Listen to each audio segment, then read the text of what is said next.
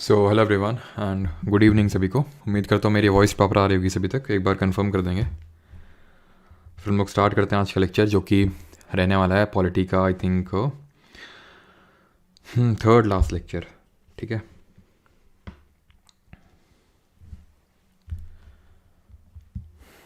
तो आज के इस लेक्चर हम लोग करने वाले हैं constitutional and non constitutional bodies. ठीक है, तो ये है आपकी कॉन्स्टिट्यूशनल बॉडीज़, ये है नॉन कॉन्स्टिट्यूशनल बॉडीज़। तो ये सारी बॉडीज़ हम करने वाले हैं, बट बिफोर दैट ये constitutional bodies non constitutional bodies होती क्या हैं उसको समझते हैं। गुड इवनिंग सभी को। गुड इवनिंग अमिया सेठी, प्रिया, अंजलि, अखिल।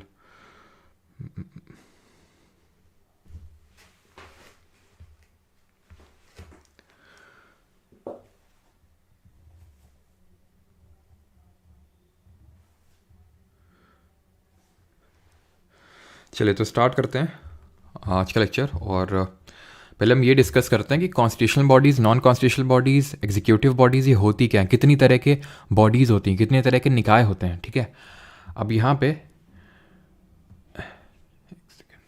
चलो, तो यहाँ पे पहले हम बॉडीज़ को समझते हैं, बॉडीज़ होती है। तो काफ़ी सारे बॉडी टाइप्स होते हैं, तो उनमें से जो सबसे पहला हमें बॉडी टाइप पढ़ना है दैट इज़ कॉन्स्टिट्यूशनल बॉडीज़। ठीक है, कॉन्स्टिट्यूशनल बॉडीज़ एक तो ये टाइप होता है। दूसरा बॉडी टाइप होता है स्टैट्यूटरी बॉडीज़। ठीक है, स्टैट्यूटरी बॉडीज़। ठीक है, विधिक निकाय बोलते हैं, संवैधानिक निकाय बोलते हैं। और जो कॉन्स्टिट्यूशनल भी नहीं होते हैं, जो स्टैट्यूटरी भी नहीं होते हैं, वो होते हैं एग्जीक्यूटिव, या फिर उनको नॉन स्टैट्यूटरी भी बोल देते हैं। या तो एग्जीक्यूटिव बोल दीजिए या फिर नॉन स्टैट्यूटरी भी बोल देते हैं।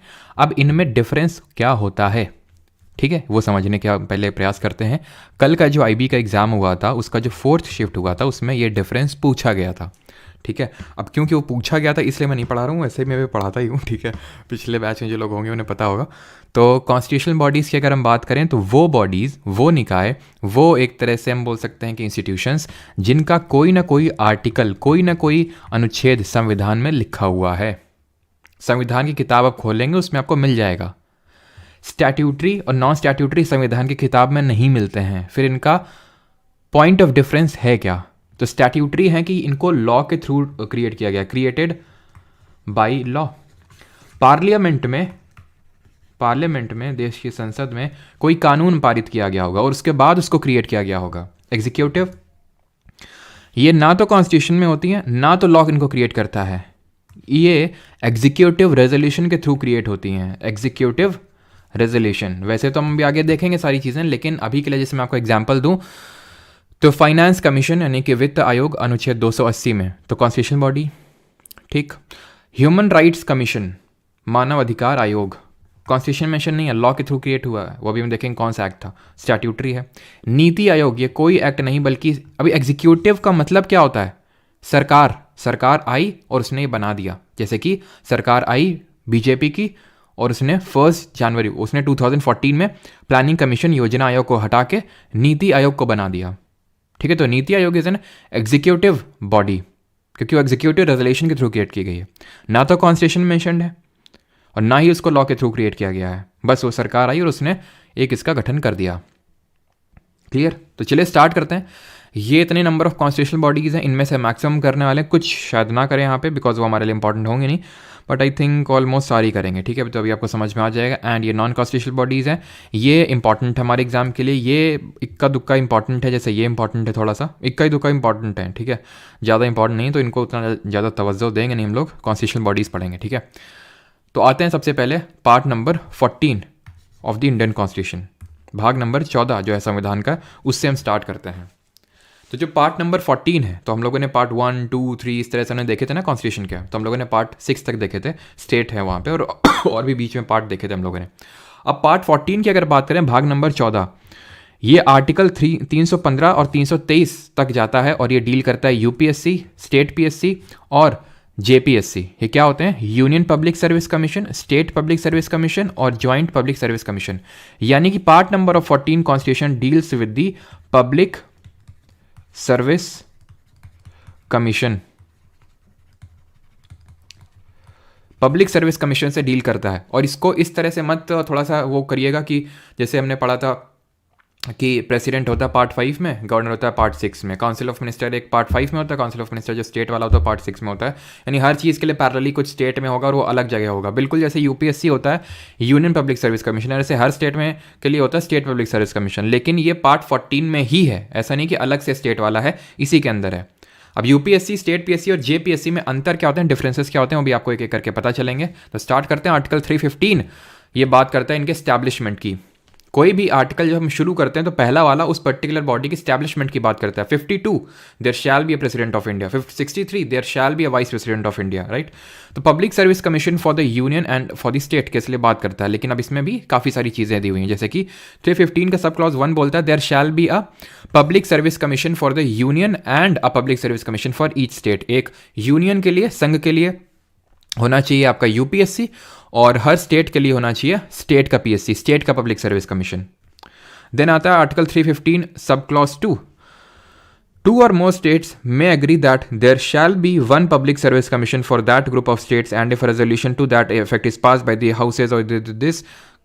इसको अगर मैं समराइज करूं तो सिंपल ये बात करता है establishment of joint public service commission, joint state public service commission, इसकी बात करता है ये आर्टिकल 315 सब क्लॉज 2। अब बात ये आती है कि यूपीएससी, स्टेट पीएससी इसमें दिया हुआ है, जेपीएससी इसमें अलग से क्यों दिया हुआ है, क्योंकि ध्यान रखना एक चीज़ को कि यूपीएससी एंड स्टेट का पीएससी ये तो कॉन्स्टिट्यूशनल बॉडीज हैं, संवैधानिक निकाय हैं ये, लेकिन जो जेपीएससी है that is joint public service commission, it is not a constitutional body, ये एक स्टैट्यूटरी बॉडी है। थोड़ा सा सुन के आपको आश्चर्य लग रहा होगा कि भाई ये तो लिखा हुआ है कॉन्स्टिट्यूशन में, आर्टिकल 315 सब क्लॉज 2 में लिखा हुआ है। बस इसके बारे में इसने मेंशन किया कि भाई इस तरह से अगर 2 स्टेट चाहें, 2 या 2 से अधिक राज्य चाहें, तो वो केंद्र को बोल सकते हैं कि भाई हमारे लिए एक जॉइंट सेटअप करके दे दो, हमें अलग अलग नहीं, हमें मिल के ही मजा आता है। तो ये ऐसा स्टेट बोल सकते हैं जेपीएससी, तो सेटअप कर दिया जाएगा। जैसे कि पंजाब और हरियाणा के लिए पहले कॉमन हुआ करता था, ठीक है, तो इसको सेटअप करने का काम प्रेसिडेंट करता है, राष्ट्रपति करता है इसको, ठीक है। तो ये हुआ एक स्टैट्यूटरी बॉडी, इसको लॉ के थ्रू एक एक्ट बनाया जाएगा और उस एक्ट के थ्रू इसको क्रिएट किया जाता है। तो स्टैट्यूटरी बॉडी हुई, विधिक निकाय हुआ ये। 316 पे आते हैं। 1 हमने देख लिया, उसमें यूपीएससी, स्टेट पीएससी, एंड 2 में क्या है, जेपीएससी। 316 पे appointment and term of office of members, यानी इनकी नियुक्ति और इनका टर्म ऑफ ऑफिस के बारे में दिया हुआ है। तो सबसे पहले chairman and other members of public service commission shall be appointed in the case of the union commission और a joint commission by the president and in the case of state commission by the governor. यानी कि ये article ये बोलने का प्रयास कर रहा है कि अगर हम अपॉइंटमेंट की बात करें तो अपॉइंटमेंट हम 3 कमीशन से डील कर रहे हैं, यूपीएससी, स्टेट का PSC and joint public service commission JPSC. इनकी अपॉइंटमेंट तो करेगा, सॉरी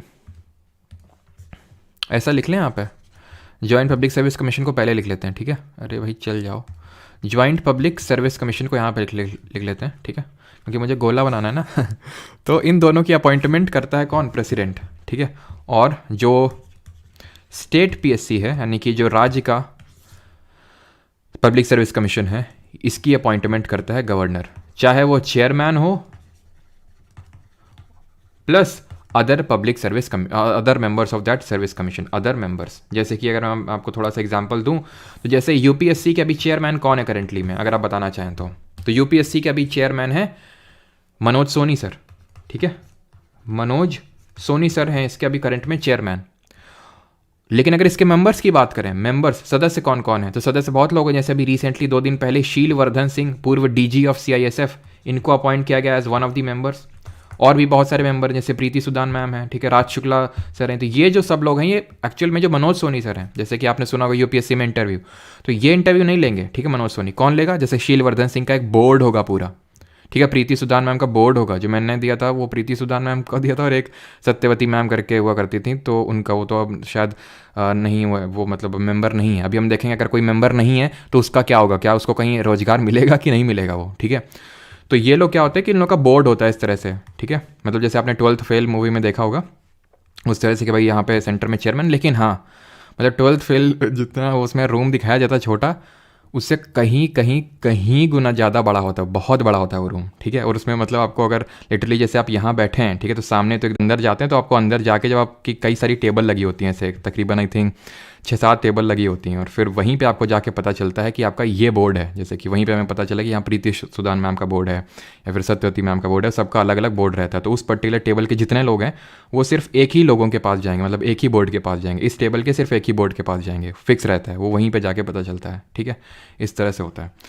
तो मतलब चेयरमैन एंड अदर मेंबर्स होते हैं, तो उनकी अपॉइंटमेंट कौन करेगा? प्रेसिडेंट करेगा यूपीएससी और जॉइंट पब्लिक सर्विस कमीशन के केस में, एंड उसके केस में अगर हम बात करें स्टेट के केस में तो गवर्नर करेगा। ठीक है,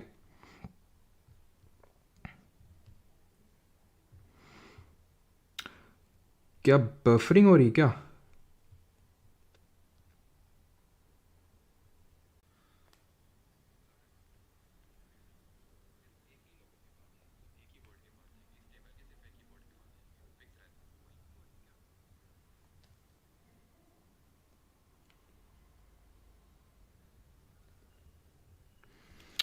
आई थिंक अभी तो प्रॉपर है सब।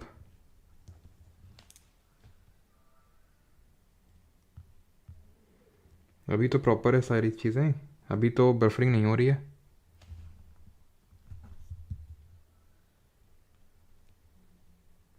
अभी आई थिंक सही है। ठीक है, और ये फालतू में स्पैम मत करो। ठीक है, कुछ लोग ये बार बार वही बनाए रहते हो। अभी कोई प्रॉब्लम नहीं है। लाइफ टाइम का मैं बता दूंगा कैसे क्या क्लियर करना है। चलो आगे बढ़ते हैं अभी। ठीक है, तो आर्टिकल 316 पे आते हैं। तो ये चीज़ें हो गई थी हमारी, 316 पे ही कर रहे थे, तो अपॉइंटमेंट देख लिया। ठीक है, and 316 sub clause 2, a member of the public service commission shall hold office for a term of 6 years or until he attains in the case of the union commission the age of 65 years and in the case of state commission or a joint commission the age of 62 years। ठीक है, यहाँ पे 62 होगा, 2 नहीं। ठीक है, यानी कि फिर से मैं समराइज कर देता हूँ इसको। क्या है ये?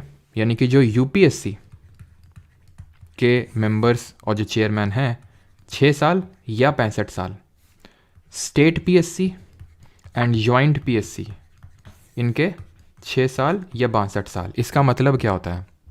इसका मतलब होता है या तो अगर आपके 65 ईयर्स ऑफ एज हो गई है तो आपको रिटायर होना पड़ेगा, या अगर आपका 6 ईयर्स का टेन्योर पूरा हो गया इन दी ऑफिस, आपको 6 साल हो गए हैं तो फिर आपको जाना पड़ेगा। एंड स्टेट पीएससी केस में ये है 6 साल या फिर 62 साल। ठीक है, क्लियर है ये? आगे बढ़ते हैं।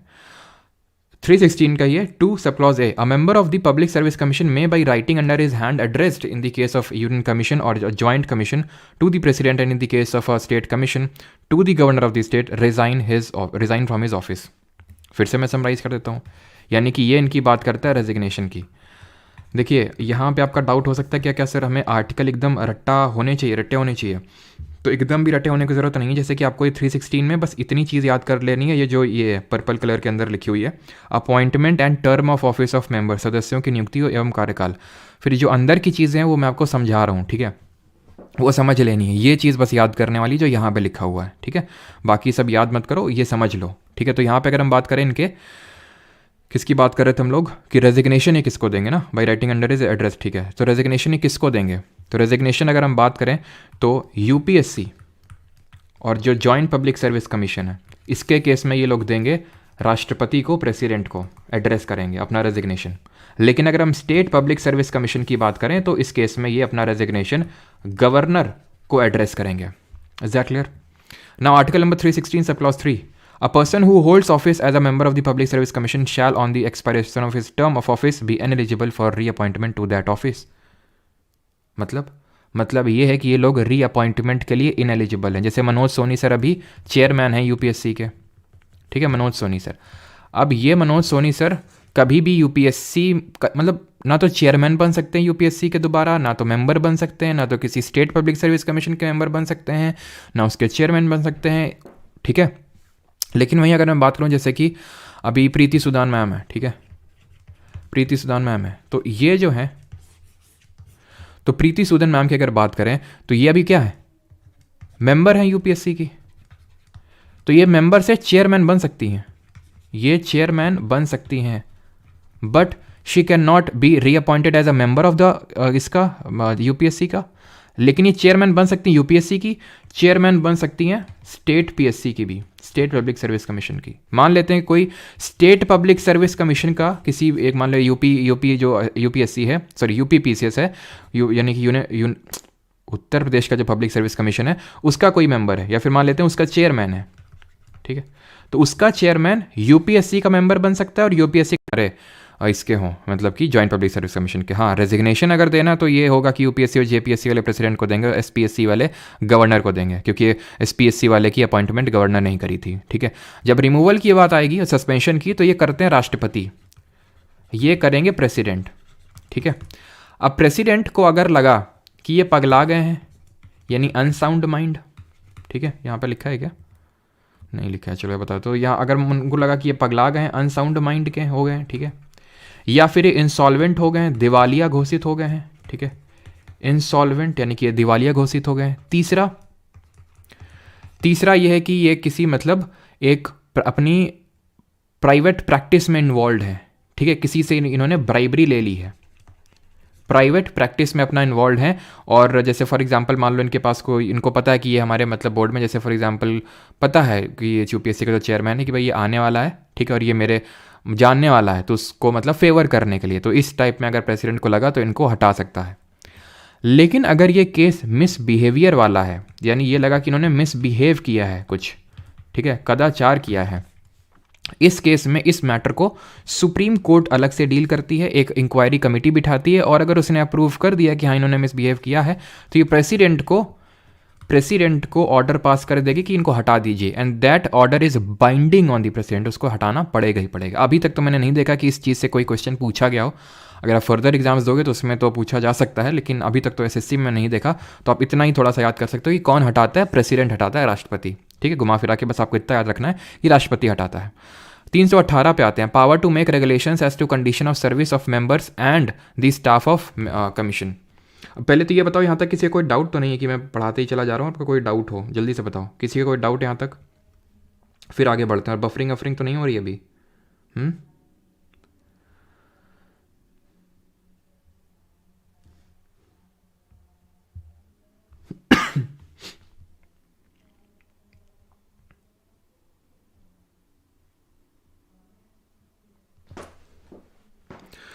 ओके, कोई नहीं।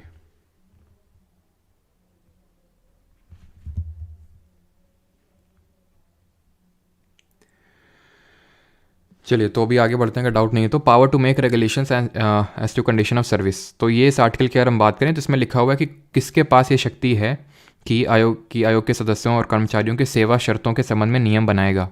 तो ये पावर अगर हम बात करें यूपीएससी के, वही सेम चीज़ें हैं, यूपीएससी जेपीएससी के केस में प्रेसिडेंट को मिली है कि उनकी कंडीशन ऑफ सर्विस डिटरमाइन कर सकता है, उनकी स्ट्रेंथ डिटरमाइन कर सकता है कि कितने लोग होंगे, कितने, चेयरमैन तो भाई एक ही होगा, और उनके अलावा कितने मेंबर्स होंगे। और स्टेट पीएससी के केस में, स्टेट पब्लिक सर्विस कमीशन के केस में, ये राज्यपाल को शक्ति दी हुई है, गवर्नर को दी हुई है। Article 319, prohibition as to the holding of officers by the members of commission on ceasing to be such members. 316 क्या बात कर रहा था? 316 ये बात कर रहा था, उसका सब क्लॉज थर्ड, कि ये लोग रीअपॉइंट नहीं हो सकते हैं, ठीक। 319 ये बोल सकता है कि ये लोग कहीं और भी अपॉइंट नहीं हो सकते हैं, मतलब कि आप यूपीएससी के मेंबर हैं, चेयरमैन हैं, ठीक है, यूपीएससी के मेंबर हैं, यूपीएससी के चेयरमैन बन सकते हैं, यूपीएससी के चेयरमैन तो चेयरमैन में कुछ नहीं बन सकता है, तो आप री एलिजिबल हैं अपॉइंटमेंट के लिए तभी अगर आप ऊपर वाली पोस्ट में जा रहे हैं तो। एक तो नीचे आप अपॉइंट नहीं हो सकते हैं, 316 सब क्लॉज 3, और 319 ये बोल रहा है कि यूपीएससी के अलावा या फिर पब्लिक सर्विस कमीशन के अलावा आपको कहीं एम्प्लॉयमेंट नहीं मिलेगी, यानी कि आप किसी और डिपार्टमेंट में चाहें तो वहां पे आपको एम्प्लॉयमेंट नहीं मिल सकती है, प्रोहिबिटेड है वो चीज़। Clear? 320, functions of public service commission, तो क्या होता है इन लोगों के? पेपर करवाना होता है, ठीक है, सिंपल, एग्जाम करवाना इनका फंक्शन होता है। 321, power to extend functions of a public service commission, तो यानी इनकी फंक्शंस को एक्सटेंड कौन कर सकता है? तो फंक्शन एक्सटेंड करने का जो काम होता है, ये अगेन वही, अगर हम बात करें तो क्या डाउट किसका आ रहा है ये सर? नहीं, वो पहले थे, ठीक है, अभी चेयरमैन मनोज सोनी सर ही है।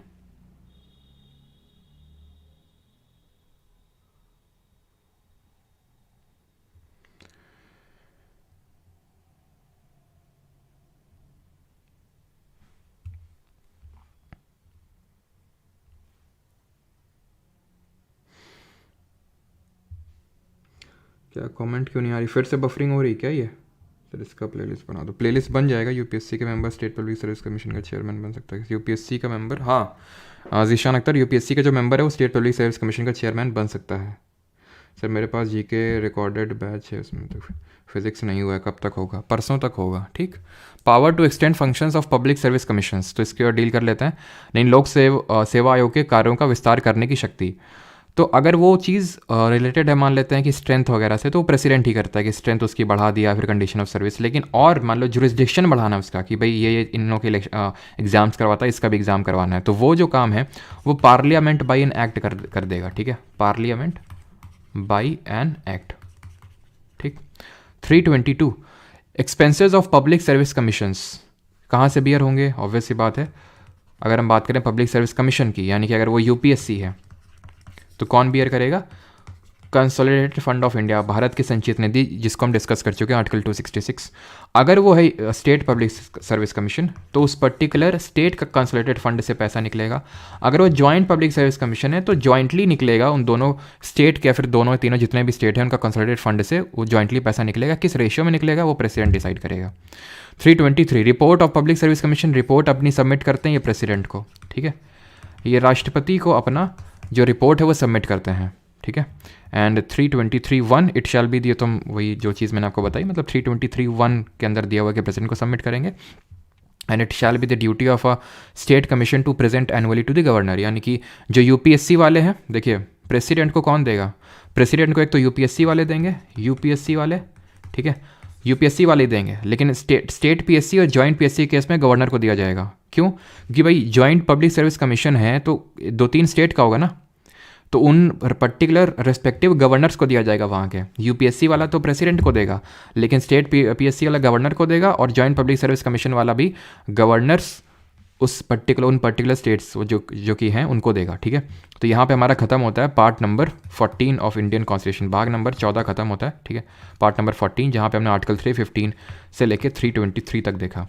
अब हम स्टार्ट करेंगे ट्रिब्यूनल्स। ट्रिब्यूनल्स क्या होते हैं? ट्रिब्यूनल होते हैं जैसे कि कोर्ट होती है ना हमारी, तो कोर्ट होती हैं, कोर्ट के पास इतना काम होता है कि सारा काम वो नहीं कर सकती हैं, तो कुछ स्पेशल केसेस के लिए, स्पेशल मैटर से डील करने के लिए इन ट्रिब्यूनल्स को सेटअप किया जाता है। ये ट्रिब्यूनल्स दी हुई हैं part number 14A of constitution में, part number 14A of constitution. अब यहाँ पे ए लगा हुआ तो इसका मतलब है कि इसको पर्टिकुलर किसी न किसी अमेंडमेंट से ऐड किया गया होगा, तो इसको 42nd अमेंडमेंट से ऐड किया गया था, 42वें नंबर संविधान संशोधन से जोड़ा गया था। क्लियर? 323 में हमारा खत्म हुआ है यूपीएससी। इसके 2 आर्टिकल हैं, 323A, 323B। ये बात करता है एडमिनिस्ट्रेटिव ट्राइब्यूनल सेटअप करने के लिए। एडमिनिस्ट्रेटिव यानी प्रशासन से जुड़ी कोई चीज है तो उसको लेके ट्राइब्यूनल सेटअप करेगा 323A, एडमिनिस्ट्रेटिव ट्रिब्यूनल, यानी कि प्रशासनिक न्यायाधिकरण इसको बोल सकते हैं हिंदी में, प्रशासनिक न्यायाधिकरण।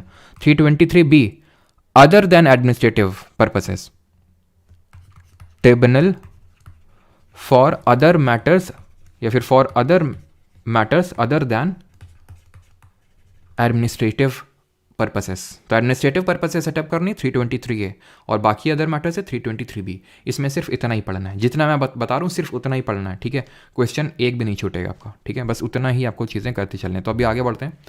पार्ट 14 देख लिया, पार्ट 14A देख लिया, जिसको हमने 42nd अमेंडमेंट ऑफ 1976 से ऐड किया था, और बाकी आपके माइंड में सारी चीज़ें आनी चाहिए, दिमाग में पैरेलली रन करनी चाहिए। 42nd अमेंडमेंट्स और क्या क्या हुआ कि फंडामेंटल ड्यूटीज़ को हमने ऐड किया, 4 DPSP को ऐड किया, उसको जब हमने याद किया था कि गरीब मजदूरों के बच्चे जो इंडस्ट्री को मैनेज कर रहे हैं उनसे एनवायरनमेंट को प्रोटेक्ट करवाओ। ठीक है, 42nd अमेंडमेंट से हमने देखा था कि किस तरह से प्रेसिडेंट की जो काउंसिल ऑफ मिनिस्टर की एडवाइस है उसको बाइंडिंग कर दिया था, बट 44th अमेंडमेंट ने उसको रिलीव कर दिया था। ठीक है, तो ये सारी चीज़ें हमने देखी थी, इसीलिए इसको मिनी कॉन्स्टिट्यूशन के नाम से भी जानते हैं।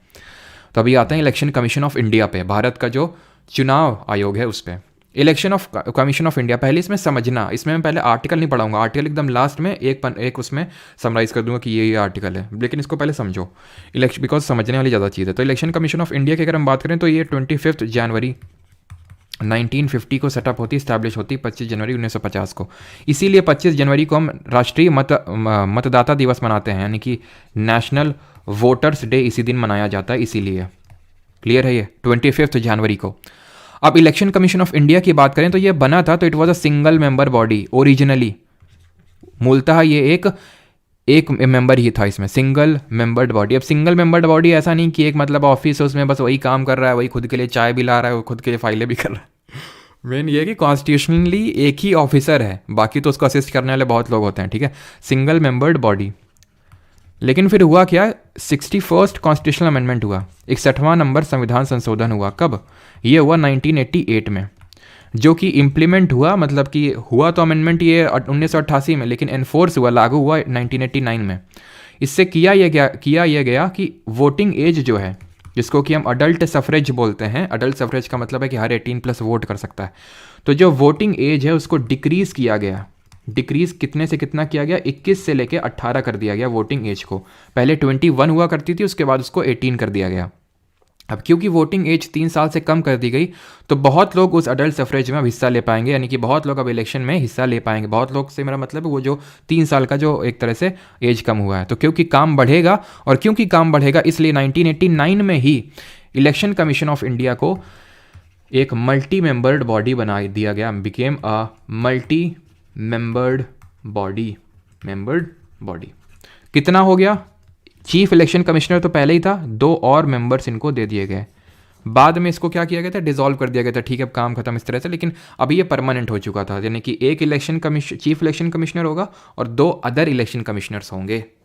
एक चीफ इलेक्शन कमिश्नर, मुख्य चुनाव आयुक्त, और 2 अदर मतलब चुनाव आयुक्त होंगे, ठीक है, जो उसको असिस्ट एक तरह से करेंगे, ठीक है। तो 1+2 का भी ये क्रिएट कर दिया गया। इसका काम क्या है? इलेक्शन कमीशन ऑफ इंडिया का फंक्शन अगर हम बात करें, फिर वर्क बात करें, तो यह है इलेक्शन कंडक्ट करवाना। To conduct the elections. किसके इलेक्शंस करवाना? लोकसभा के, राज्यसभा के, विधानसभा के, विधान परिषद के, राष्ट्रपति के और उपराष्ट्रपति के, इन सब के इलेक्शन करवाता है। अब अगर ये कभी पूछ ले कि विधानसभा विधान परिषद के चुनाव कौन करवाता है, वो लिखा होगा कि election commission of India, election commission of state, तो आप स्टेट मार दोगे तुरंत। क्यों? क्योंकि भाई स्टेट का लेजिस्लेटिव असेंबली और लेजिस्लेटिव काउंसिल तो स्टेट में होते हैं, लेकिन ना, ये इलेक्शन कमीशन ऑफ इंडिया ही करवाता है। जो स्टेट इलेक्शन कमीशन होता है, जिसको कि हम कल पढ़ेंगे, ये पंचायत और म्यूनिसिपैलिटी यानी कि पंचायत और नगर पालिकाओं के चुनाव करवाने का काम है बस इसका। तो ये फंक्शंस हैं इसके, ठीक है।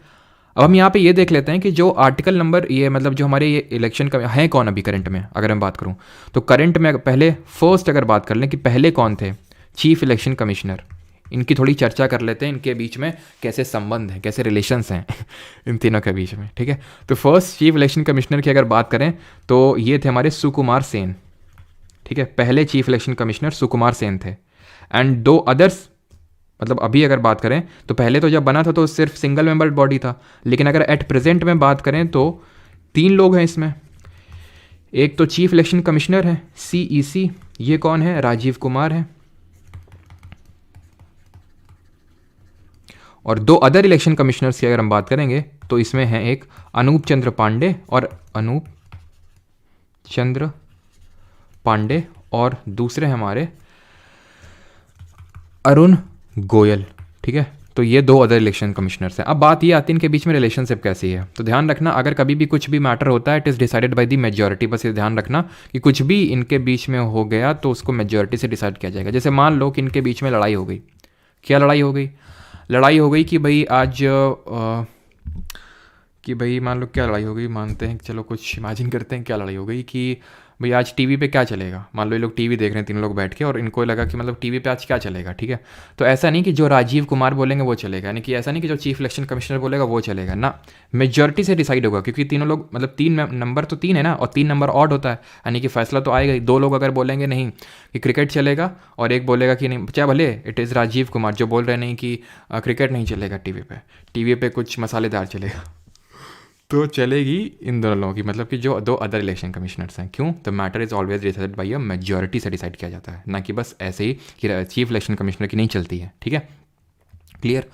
यहाँ तक होप आपको क्लियर हो गया होगा। अब यहाँ पे बात कर लेते हैं इनके रिमूवल की, ठीक है, कि और पहले तो बात कर लेते हैं भाई अपॉइंट करवा देते हैं इनको, ठीक है। अपॉइंटमेंट की।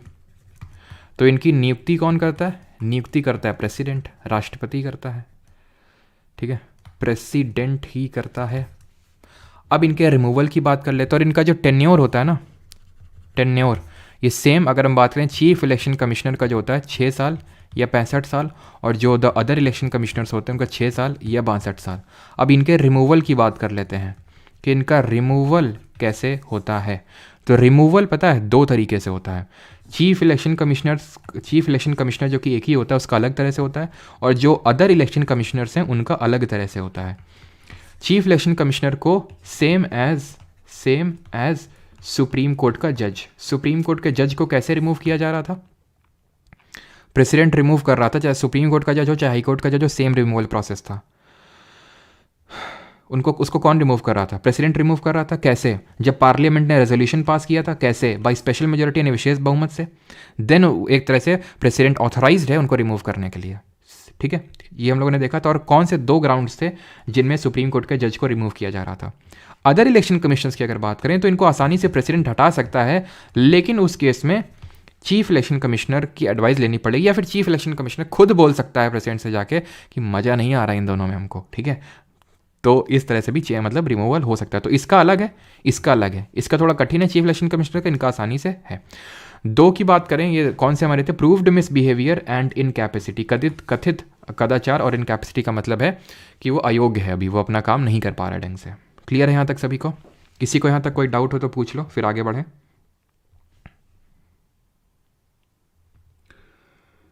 Sir special majority and simple majority में क्या डिफरेंस है? हैप्पी डेजर्ट, कितने दिनों बाद क्लास ले रहे हो? कितनी बीच की क्लासेस छोड़ी? पहले ये तुम बताओ, फिर हम तुम्हारे क्वेश्चन का आंसर देते हैं।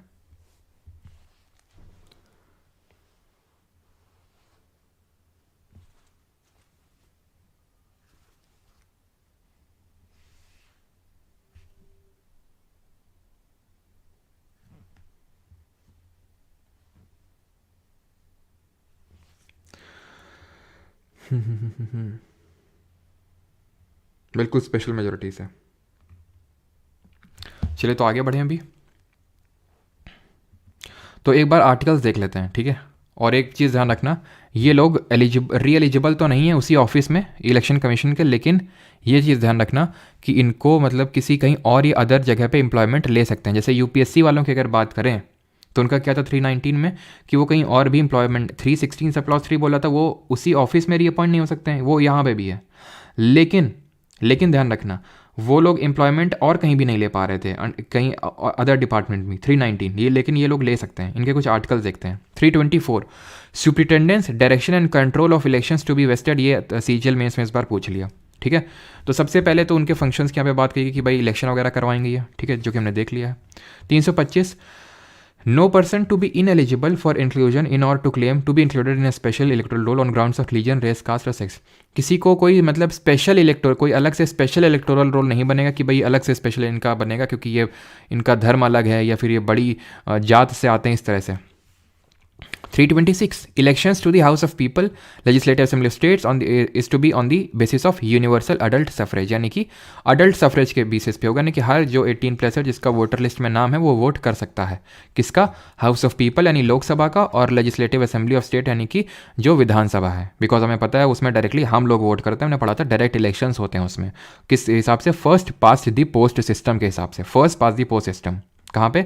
लोकसभा और लेजिस्लेटिव असेंबली। मैंने आपको पूरा कॉन्सेप्ट समझाया था। 327 power of parliament to make provisions with respect to the elections to the legislature. Power of parliament यानी पार्लियामेंट के पास ये पावर है कि वो इनके इलेक्शंस के रिस्पेक्ट में कोई भी एक तरह से प्रोविजन बना सकता है। 328 पावर ऑफ लेजिस्लेचर, स्टेट के केस में लेजिस्लेचर बना सकते हैं। 329 bar to interference by courts in electoral matters, यानी कि इलेक्टोरल मैटर्स में कोर्ट इंटरफेयर नहीं कर सकते हैं।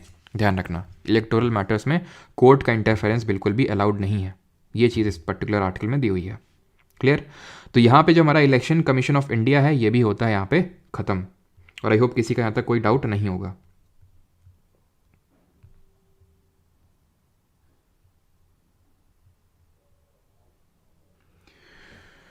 सर क्वालिफिकेशन की नहीं लिखी हुई कॉन्स्टिट्यूशन में। क्वालिफिकेशन की अगर आप बात करें तो qualification is not written in the constitution, ठीक है।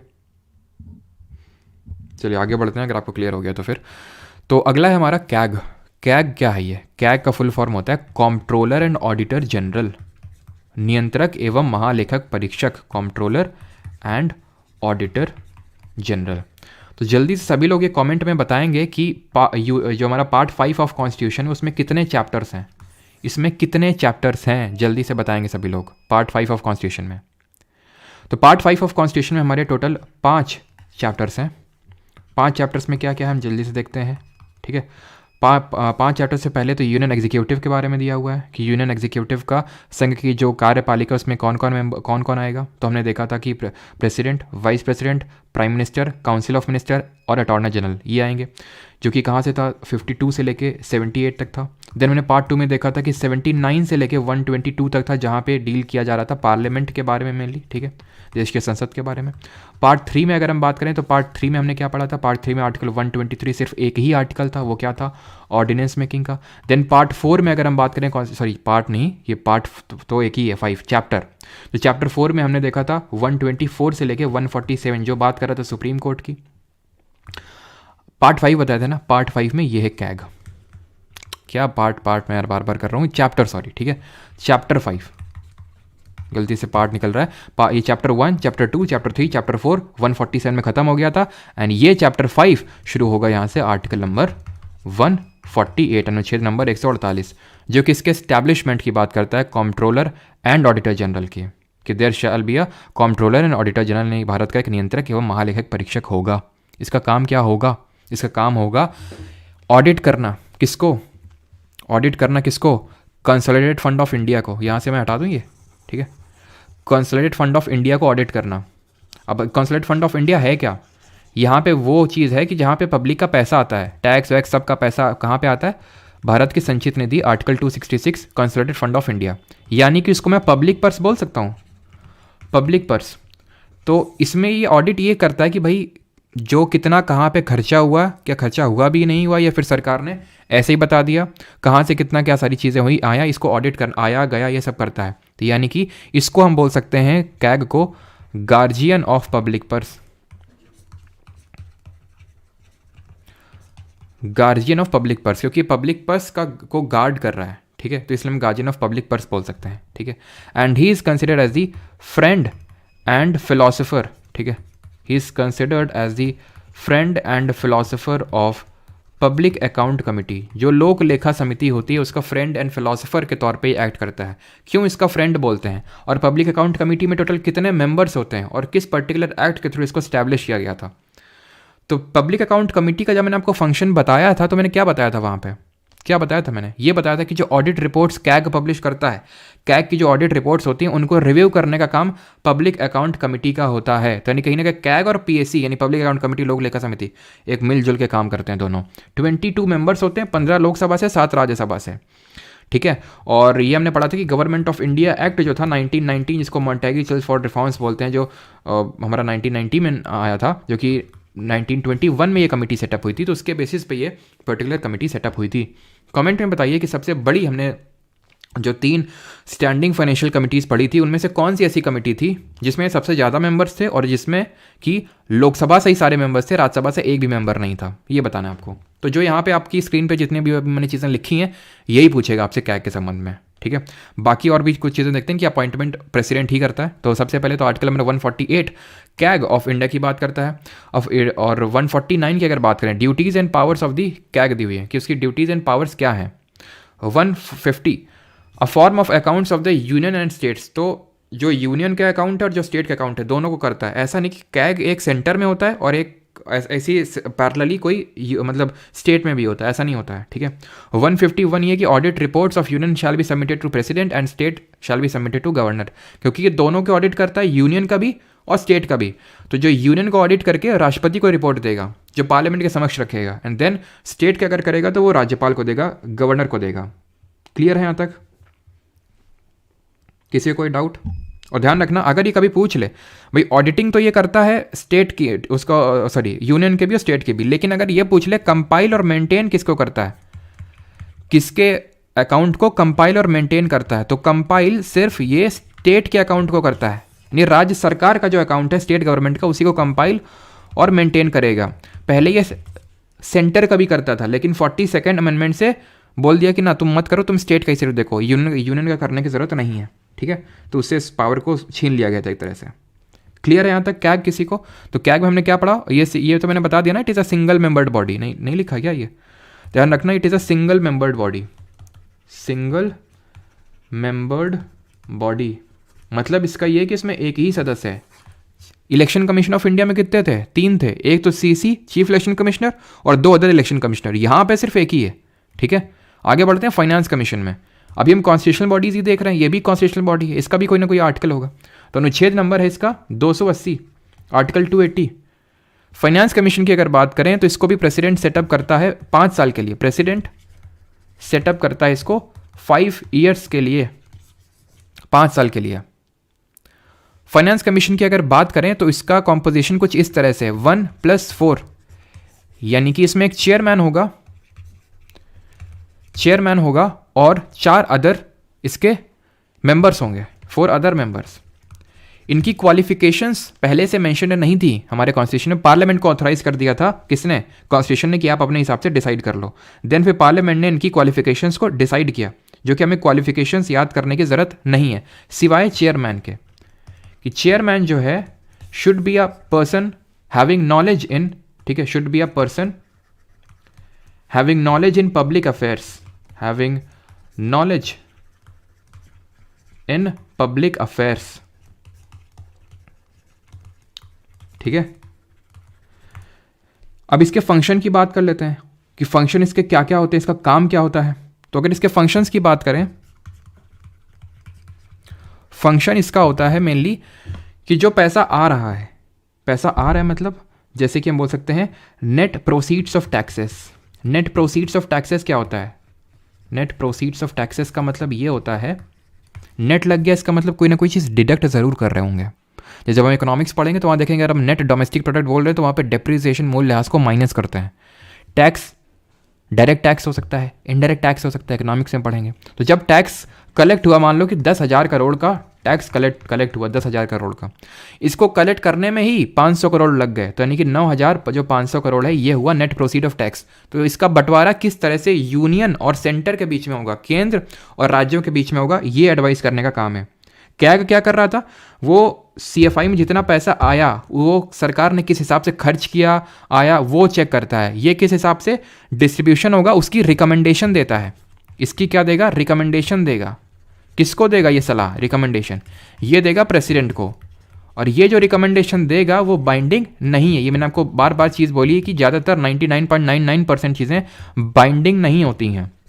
हमने सिर्फ बाइंडिंग एक ही पढ़ा यूपीएससी में, जब मैंने बताया था कि अगर मेंबर चेयरमैन को हटाना है तो अगर मिसबिहेवियर कदाचार के बेसिस पे अगर हटाना है तो सुप्रीम कोर्ट एक कमेटी बैठाएगा और वो प्रेसिडेंट को रिडायरेक्ट करेगा, प्रेसिडेंट को देन उस केस में हटाना ही पड़ेगा। क्लियर? सिर्फ इसी को रिगार्डिंग वो ये मतलब एडवाइस नहीं देता कि ग्रांट्स जो होते हैं, ग्रांट्स का मतलब होता है कि एक तरह से अनुदान हिंदी में बोलते हैं कि आप मेरे पास पैसे लेने आए, ठीक है, तो मैंने आपको एक तरह से लोन दे दिया। एक तो चीज़ होती है लोन देना, एक होता है मैंने अपने मन से, क्योंकि आपकी हालत ख़राब है, तो जैसे कि यूनियन है हमारा, तो हमारे काफ़ी सारे स्टेट हैं उनको ग्रांट देता रहता है, लेकिन ऐसे नहीं कि जिसको मनाया जितना ग्रांट दे दिया। तो ग्रांट किसको कितना दिया जाना चाहिए, किसकी ज़्यादा हालत ख़राब है, वो फाइनेंस कमीशन ऑफ इंडिया बताएगा कि भाई अगर नॉर्थ ईस्टर्न स्टेट में यहाँ पे वॉयलेंस ज़्यादा रहता है, यहाँ पे डेवलपमेंट की ज़्यादा नीड है, तो इनको ज़्यादा ग्रांट दो, लोन नहीं ग्रांट दो, तो वो ये एडवाइस करेगा, ठीक है। और जो अदर फाइनेंशियल मैटर्स हैं उनमें भी एडवाइस देने का काम ये हमारा फाइनेंस कमीशन ऑफ इंडिया करता है। जो फाइनेंस कमीशन ऑफ इंडिया है, भारत का वित्त आयोग ये है, ये एक क्वाज़ाई जुडिशियल बॉडी है। क्वाज़ाई जुडिशियल बॉडी का मतलब क्या होता है? अर्ध निकाय हम बोल सकते हैं। क्वाज़ाई जुडिशियल बॉडी का मतलब ये होता है कि भाई जुडिशरी का काम क्या होता है? न्याय देना होता है, सुप्रीम कोर्ट हाई कोर्ट न्याय देना होता है, ठीक है। तो कहीं ना कहीं ये भी अकाउंटेबल बनाती है, कहीं ना कहीं ये भी अकाउंटेबल बनाती है हमारी एक तरह से लेजिस्लेचर हो गया उसको, एग्जीक्यूटिव को खासकर। अब क्योंकि ये एक जुडिशियल बॉडी तो है नहीं प्योरली कि भाई सजा देने का काम ही है इसका, तो ये इसको हम बोल देते हैं क्वाज़ाई जुडिशियल, मतलब आधी अधूरी जुडिशियल बॉडी है। तो ये चीज़ ध्यान रखना, it is a quasi judicial body. First finance commission जो हमारा सेटअप हुआ था उसके चेयरमैन कौन थे? केसी नियोगी, ठीक है। फर्स्ट जो फाइनेंस कमीशन बना था उसके चेयरमैन केसी नियोगी थे। और फर्स्ट के बाद अभी लेटेस्ट बना है 15th finance commission of India, जो कि अभी डिसॉल्व हो चुका है, और इसके चेयरमैन थे एन के सिंह। और अभी रिसेंटली ही पिछले हफ्ते की न्यूज़ है कि 16th फाइनेंस कमीशन के चेयरमैन भी घोषित कर दिए हैं, जो कि अपनी फंक्शनिंग स्टार्ट करेगा फ्रॉम द 1 अप्रैल 2026 से।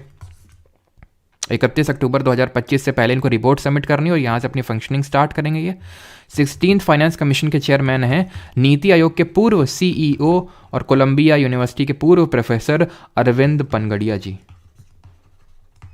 ठीक है, पनगड़िया, ठीक है, अरविंद पनगड़िया। ठीक है, तो ये इसके 16th finance commission of India के चेयरमैन बने हैं। क्लियर है यहाँ तक सभी को? यहाँ पे हमारा फाइनेंस कमीशन ऑफ इंडिया भी खत्म होता है। तो क्या पढ़ना है?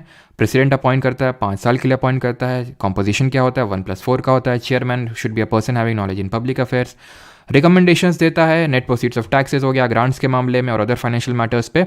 और ये भी ऐसा नहीं, जो हमारा कंसोलिडेटेड फंड ऑफ स्टेट है ना, यानी कि जो राज्य का एक पर्स हम बोल सकते हैं, तो उसको किस तरह से ऑगमेंट किया जाना चाहिए, उसको किस तरह से इधर उधर तोड़ा मरोड़ा जाना चाहिए, सो दैट कि जो हमारी लोकल बॉडीज़ हैं, पंचायत और म्यूनिसिपैलिटीज़, नगर पालिका, उनको भी ठीक ठाक फंड मिले, उसको लेकर भी एडवाइस देता ही है।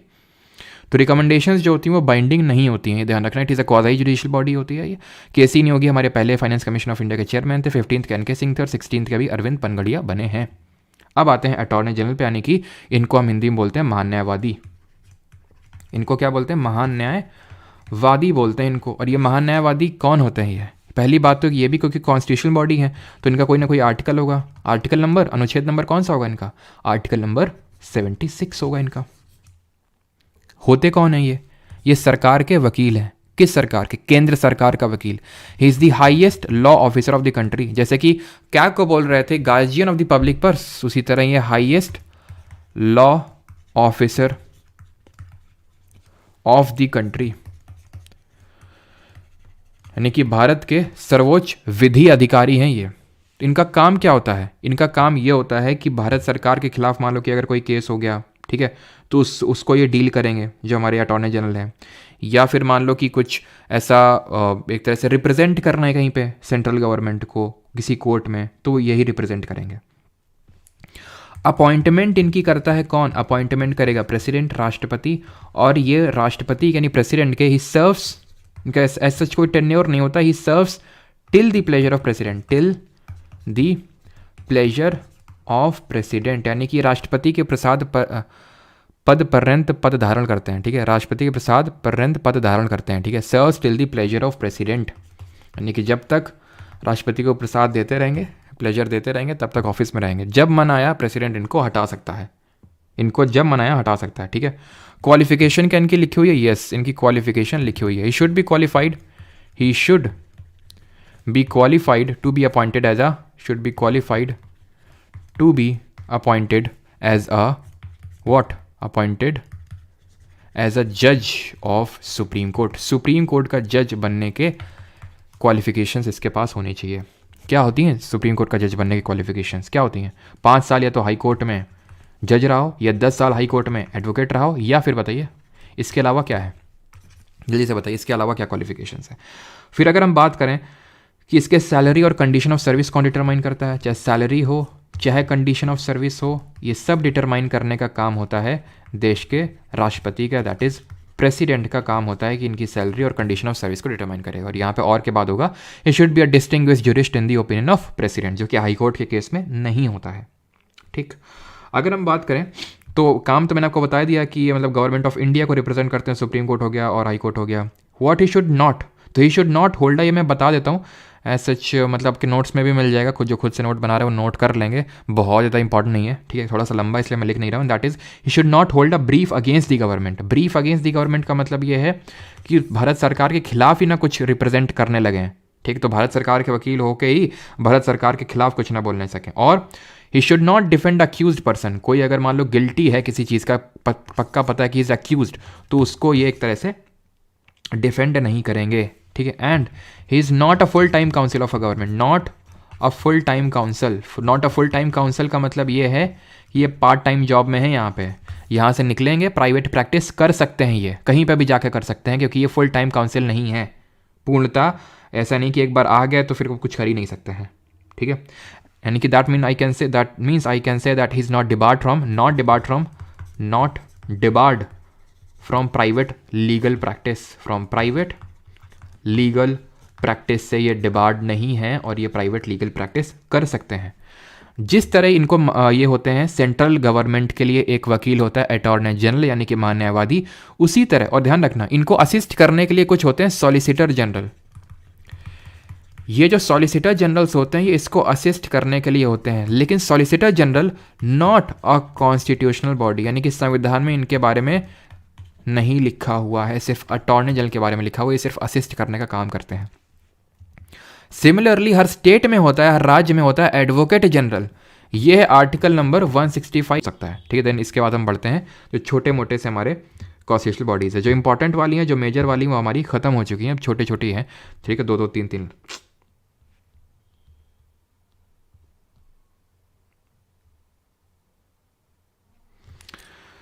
क्या हो रहा है ये आज, बफरिंग फिर हो रही क्या?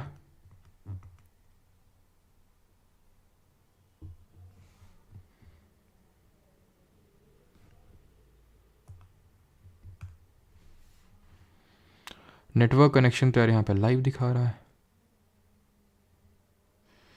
सॉरी मतलब एक्सीलेंट दिखा रहा है। नेटवर्क कनेक्शन तो एक्सीलेंट दिखा रहा है, फिर भी क्यों प्रॉब्लम हो रहा है?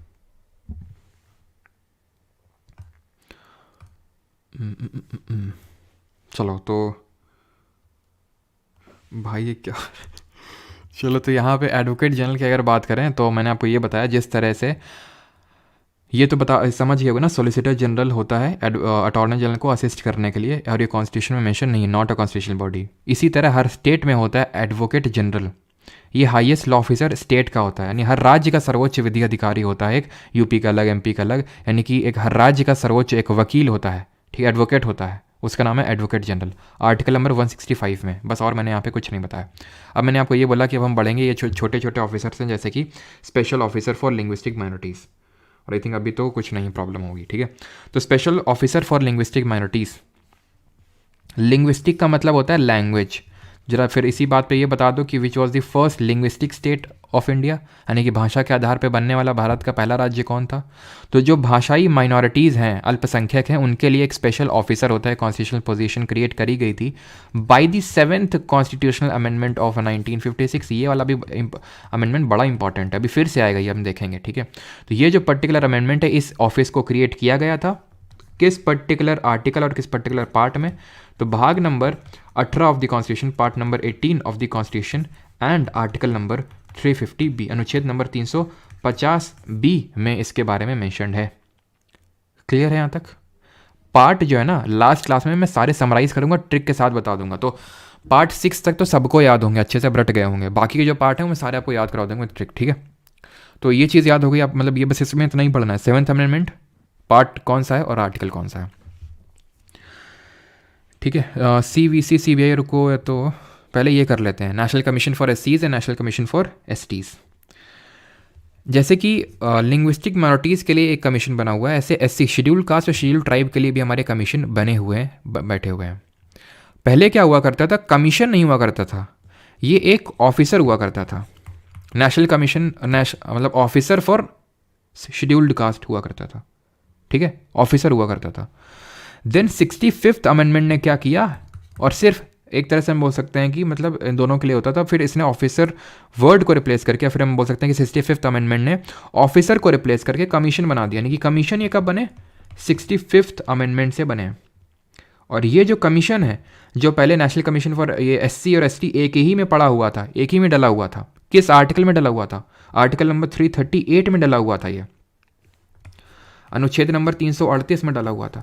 देन 89th अमेंडमेंट किया गया 2003 में, और इस 89th अमेंडमेंट ने क्या किया, इसको बाइफर्केट कर दिया, इसको अलग अलग कर दिया, नेशनल कमीशन फॉर SC को अलग कर दिया और नेशनल कमीशन फॉर ST को अलग कर दिया।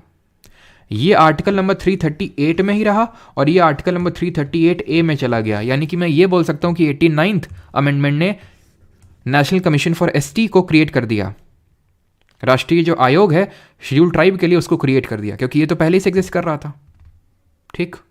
इसमें और क्या याद करना है, इसमें बस इतना याद करना है। फंक्शन क्या होगा, सिंपल, SCs और STs के जो राइट्स हैं उनको प्रिजर्व करेंगे कि कोई मतलब कहीं और कुछ इनके खिलाफ तो नहीं हो रही चीज़ें, तो ये लोग अपनी आवाज़ उठाते हैं। ये कॉन्स्टिट्यूशनल होंगे, क्यों? क्योंकि आर्टिकल मेंशन्ड इनका कॉन्स्टिट्यूशन में, इसलिए।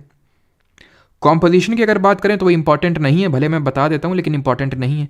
कॉम्पोजिशन में होता है चेयरमैन प्लस एक वाइस चेयरपर्सन होगा, फिर vice chairman and 3 other members होंगे। और ये जो नेशनल कमीशन फॉर एससी है, ये एससीज के राइट्स को तो देखता ही है, प्लस इसको एंग्लो इंडियंस का भी कार्यभार दे दिया गया कि भाई तो एंग्लो इंडियंस को भी देख लेना थोड़ा सा यार। तो एंग्लो इंडियन के अलग अलग से नहीं बनाए, ये उनका मतलब यही देखता है, ठीक। नेशनल कमीशन फॉर बीसीज मतलब बैकवर्ड क्लासेस, ठीक है। तो इनके लिए पहले कमीशन एग्जिस्ट नहीं करता था, देन इनका भी पहले एक्चुअल में ये एक स्टैट्यूटरी बॉडी हुआ करता था, यानी कॉन्स्टिट्यूशनल नहीं होता था। देन उसके बाद एक अमेंडमेंट हुआ हमारा, कौन सा? 102nd अमेंडमेंट, जिससे कि इसको क्रिएट किया गया 2018 में और इसको एक कॉन्स्टिट्यूशनल बॉडी बनाया गया। किस आर्टिकल में है ये? आर्टिकल नंबर 338A में ख़त्म किए थे वहाँ पे, तो यहाँ पे 338B हो जाएगा, ठीक है। 338B में, 338 में SC, 338A में ST और BC 338B में, क्लियर। अब यहाँ पे रुक जाओ जरा, NHRC नहीं है क्या इसमें? तो चलो यहाँ पे मैं NHRC होना तो चाहिए यार, यहाँ पे नहीं है। चलो यहाँ पे मैं लिख देता हूँ, यहाँ पे मैं NHRC करवा देता हूँ, नेशनल ह्यूमन राइट्स कमीशन। जिस तरह मैंने नेशनल कमीशन फॉर एससीज देखा, एसटीज देखा, ऐसे अब NHRC national human rights commission देख लेते हैं। ये एक नॉन कॉन्स्टिट्यूशनल है और ये एक स्टैट्यूटरी बॉडी। अब स्टैट्यूटरी है मतलब इसका कोई आर्टिकल नहीं होगा कॉन्स्टिट्यूशन में, स्टैट्यूटरी है मतलब इसका कोई एक्ट होगा जिसके थ्रू इसको क्रिएट किया गया, and that act is protection of human rights act. Protection of human rights act मानव अधिकारों को की रक्षा करने के लिए एक अधिनियम बना 1993 में, ठीक है, और इसके थ्रू इसको क्रिएट किया गया। That means it is a statutory body. Composition की अगर बात करें कि इसमें कौन कौन होते हैं, तो इसमें चेयरमैन होगा प्लस 5 अदर मेंबर्स होंगे, चेयरमैन होगा और 5 अदर सदस्य होंगे, ठीक है। चेयरमैन जो है बस इसमें एक ये चीज़ रहती है, should be a retired chief justice, should be a retired chief justice. बाकी तो इसमें उससे ज़्यादा कुछ इंपॉर्टेंट है नहीं कि फर्स्ट कौन थे और एट प्रेजेंट कौन है, ठीक है। तो फर्स्ट और एट प्रेजेंट में सबका समराइज कर देता हूँ मैंने। आई थिंक कैग का नहीं बताया ना, अच्छा कैग का चलो मैं लिखवा दूंगा, तो अभी बता दो। फर्स्ट कैग कौन था? First controller and auditor general. और करंट में कौन है? तो फर्स्ट अगर हम बात करें नेशनल ह्यूमन राइट्स कमीशन के chairman, he was Ranganath Mishra, ठीक है, रंगनाथ मिश्रा जी थे, ठीक है। एंड प्रेजेंट में अगर बात करेंगे तो आई थिंक मिश्रा जी ही हैं, कोई अरुण कुमार मिश्रा, AK मिश्रा शॉर्ट में लिख लेते हैं, ठीक है, AK मिश्रा। फर्स्ट कैग की अगर बात करेंगे तो V नरहरी राव थे, ये मैंने अटॉर्नी जनरल बता दिया था आपको, अटॉर्नी जनरल भी नहीं बताते ना, चलो वो भी लिखवा देता हूँ मैं, V नरहरी राव। और करंट में हमारे कैग कौन है? करंट में हमारे गिरीश चंद्र मुर्मू।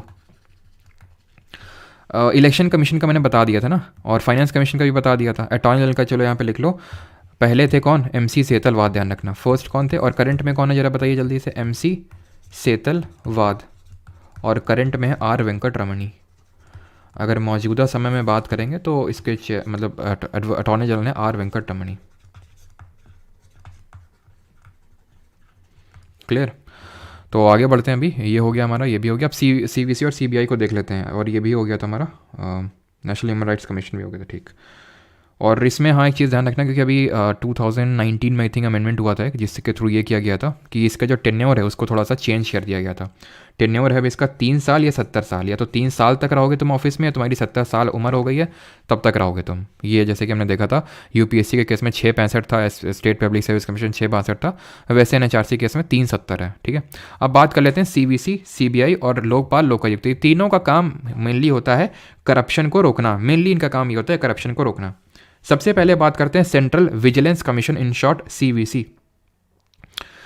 ये एक स्टैट्यूटरी बॉडी है, स्टैट्यूटरी है, लेकिन इनिशियली जब ये बनी थी ना तो एग्जीक्यूटिव थी, यानी कि ये लॉ के थ्रू नहीं क्रिएट हुई थी। बाद में एक एक्ट लाया गया था और इसको एग्जीक्यूटिव बॉडी से एक स्टैट्यूटरी बॉडी बनाया गया था। एस्टैब्लिश इन 1964 में हुई थी as an executive body, as an executive body establish हुई थी।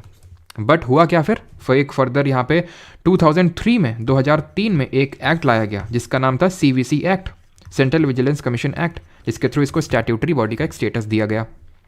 कॉम्पोजिशन की अगर हम बात करें कि इसमें कौन कौन होता है, तो इसमें एक तो चेयरमैन होते हैं हमारे, ठीक है, प्लस 2 अदर यहाँ पे 1+2 का यहाँ पे कॉम्पोजिशन होता है। टर्म की अगर बात करें तो टर्म देखिए उतने इंपॉर्टेंट नहीं, मैं बता दूँ, ये रटने की ज़रूरत नहीं है, मैं लिख रहा हूँ भले, लेकिन मैं आपको इसीलिए बता भी रहा हूँ अलग से कि जितने कॉन्स्टिट्यूशनल बॉडीज़ इंपॉर्टेंट है उतने ये नहीं है। सीवीसी में जो आज तक मैंने क्वेश्चन देखा है वो ये है कि भाई किस कमिटी या फिर हाँ भाई किस कमिटी के रिकमेंडेशन पे बना है। जैसे फंडामेंटल ड्यूटी सरदार सोरेन सिंह कमेटी के रिकमेंडेशंस पर ऐड हुई हैं, वैसे ही जो सीवीसी है वो सांता नाम जो कमेटी बनी थी उसकी कमिटी कमीशन उसके मतलब रिकमेंडेशन पे ऐड हुआ है। ठीक है, 1962 में कमीशन बनता और 64 में इसने रिपोर्ट अपनी दी थी कि भाई इस तरह से कमीशन होना चाहिए। ना सिर्फ सीवीसी बल्कि जो हमारा अगला इंस्टीट्यूशन है CBI, central bureau of investigation, ये भी सांता नाम कमेटी के रिकमेंडेशन पे ही सेटअप हुआ था। ठीक है, सांता नाम कमेटी के रिकमेंडेशंस पे। क्लियर? ये कब स्टैब्लिश हुआ था? ये 1963 में स्टैब्लिश हुआ था, 1963 में, और ये एग्जीक्यूटिव बॉडी है। जैसे कि सीवीसी पहले एग्जीक्यूटिव बॉडी के तौर पे सेटअप हुआ था, लेकिन 2003 में एक एक्ट आया और इसको एक स्टैट्यूटरी बॉडी का स्टेटस दे दिया गया। लेकिन ये आज तक एग्जीक्यूटिव, बात चलती रहती कि भाई इसको भी स्टैट्यूटरी स्टेटस दे दो, नहीं तो कभी भी सरकार चेंज हो पता चला इसको डिसॉल्व कर दिया तुरंत। ठीक है, जब कोई स्टैट्यूटरी होती है तो इतना डिसॉल्व करना आसान नहीं होता, और अगर कॉन्स्टिट्यूशनल है फिर तो मतलब ना के बराबर है, मान लो। ठीक है, तो ये एक एग्जीक्यूटिव बॉडी है और ये अपने जो पावर्स है derives its powers from Delhi police special establishment act. इससे अपनी पावर्स को डिराइव करता है, जो 1946 का है ये। अगर हम बात करें यहाँ का जो चेयरमैन होता है उसका जो टेन्योर होता है वो 2 साल का होता है, उतना इंपॉर्टेंट नहीं है, अगेन रिपीट, थोड़ा सा देख लो बस। ठीक है, और यहाँ पे कुछ पूछ सकता है। मोटो इनका इंडस्ट्री, इम्पार्शियलिटी और इंटेग्रिटी होता है, शायद ही पूछे, मैं लिख देता हूँ यहाँ पे। ठीक है, इंडस्ट्री, इम्पार्शियलिटी, ठीक है, इम्पार्शियलिटी एंड इंटेग्रिटी। ध्यान, अब आपके दिमाग में डाउट आ रहा होगा, मुझे पता है कि सीवीसी सीबीआई में अंतर क्या होता है, डिफरेंस क्या होता है। तो जो सीवीसी है, सेंट्रल विजिलेंस कमीशन, इसका मेन फोकस है सिर्फ करप्शन पे कि जो डिपार्टमेंट के अंदर जो डिफरेंट डिपार्टमेंट्स हैं गवर्नमेंट के, उसमें करप्शन जो हो रहा है उसको टारगेट करता है। सीबीआई ना सिर्फ सीवीसी को असिस्ट करता है इस करप्शन के मैटर्स पे, बल्कि अदर जो इन्वेस्टिगेशन मैटर्स हैं उस पर भी डील करता है, जो अदर देन टेररिज्म है। हो सकता है टेररिज्म के एंगल को चेक करे। ठीक है, तो सीबीआई का ये काम होता है। जैसे कि ओडिशा में ट्रेन हादसा हुआ था तो वहाँ पे सीबीआई इंक्वायरी, कोई भी कुछ भी बड़ा कांड होता है देश में, सीबीआई इंक्वायरी की मांग करने लगते हैं। तो ये सिर्फ करप्शन को नहीं, बाकी अदर इन्वेस्टिगेशन मैटर्स को भी देखता है। Now coming on to Lokpal and Rampal, Lokpal and Lokayukta. ठीक है, तो ये भी क्या होता है, इनका भी मेन करप्शन पे होता है, करप्शन पे ही इनका मेन फोकस होता है। 2011 में आपने सुना होगा अन्ना हजारे का अनशन।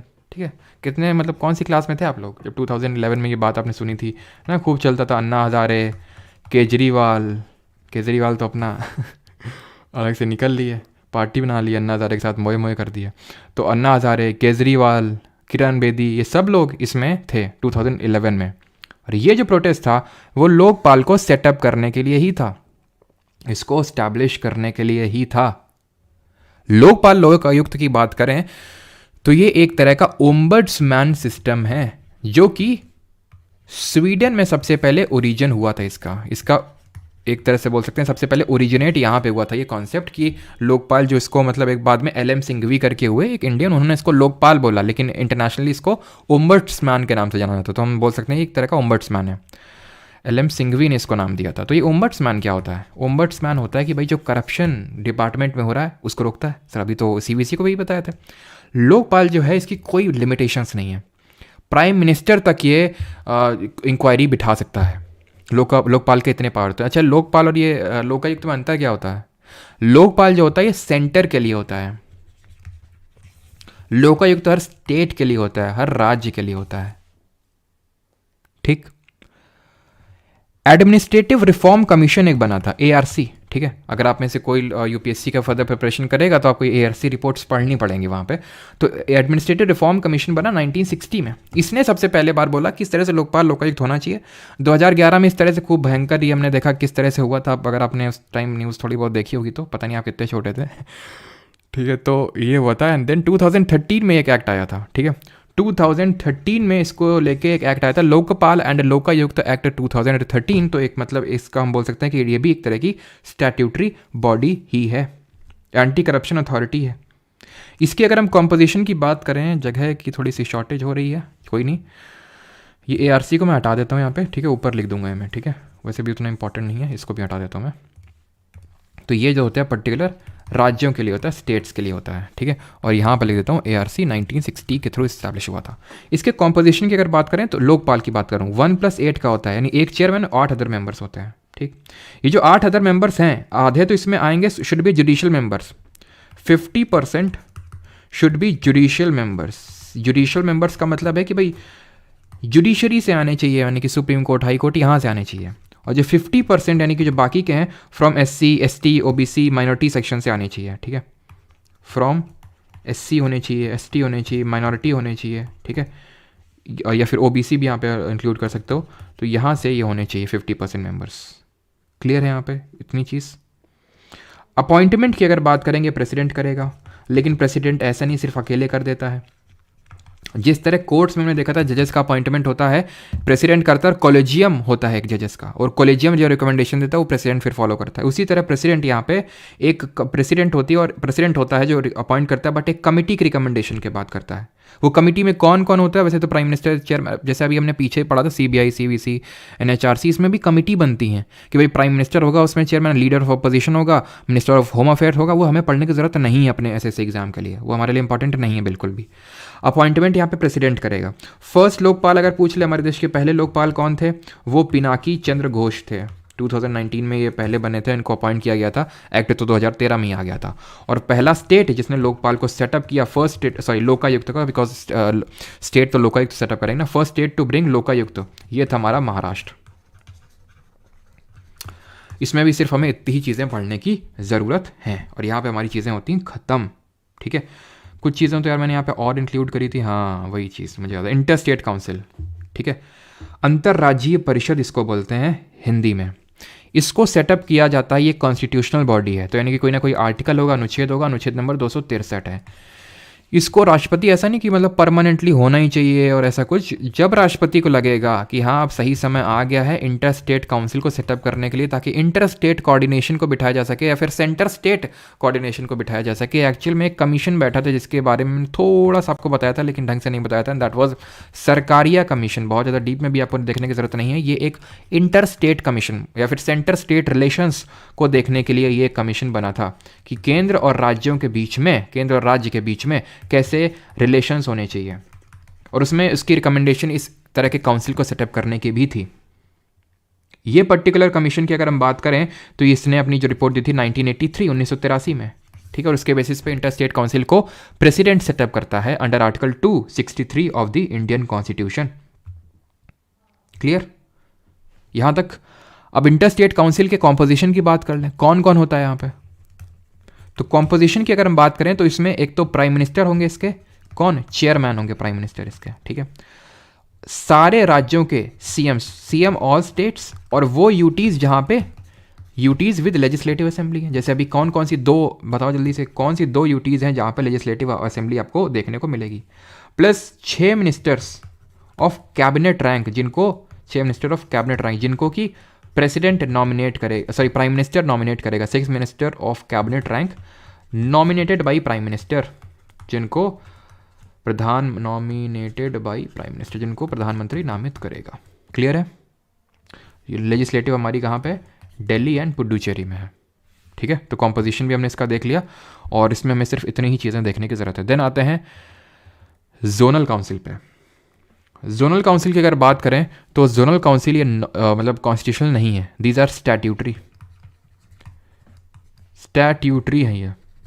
दैट इज, इनको एक एक्ट के थ्रू क्रिएट किया गया है, और वो एक्ट कौन सा है, वो है states reorganisation act, states reorganisation act of 1956। याद आ रहा है आपको, 7th अमेंडमेंट, जिसके थ्रू इस एक्ट को बनाया गया था, उसकी रिकमेंडेशंस के बाद स्टेट्स रीऑर्गेनाइजेशन एक्ट ऑफ 1956। इसका भी मेन जो काम होता है वो एक तरह से सेंटर और स्टेट के बीच के रिलेशंस को सही या फिर कोऑपरेटिव फेडरलिज्म को बढ़ाने के लिए होता है। फेडरलिज्म का मतलब समझते हैं ना, सेंट्रल स्टेट के बीच में एक तरह से रिलेशनशिप को बताता है वो। तो जोनल काउंसिल की अगर बात करें तो ये मतलब इसने बोला था सेटअप करने के लिए, इसलिए स्टैट्यूटरी है ये। और टोटल 5 जोनल काउंसिल एग्जिस्ट करती हैं। North zonal council, north zonal council जिसमें नॉर्थ इंडिया के स्टेट आएंगे, साउथ इंडिया कहेंगे, western zonal council eastern zonal council, और नॉर्थ ईस्टर्न की जो जोनल काउंसिल है, और एक सेंट्रल जोनल काउंसिल भी होती है। नॉर्थ ईस्टर्न की अलग से सेटअप होती है। मैं क्या कहना चाह रहा हूँ, north, south, east, west, centre, 5 zonal council हो गई जो इसके बेसिस पे सेटअप होती है। लेकिन जो नॉर्थ ईस्ट की जोनल काउंसिल होती है उसका अलग से एक्ट है। नॉर्थ ईस्ट की जोनल काउंसिल के लिए अलग से एक्ट है, एक्ट ऑफ 1972।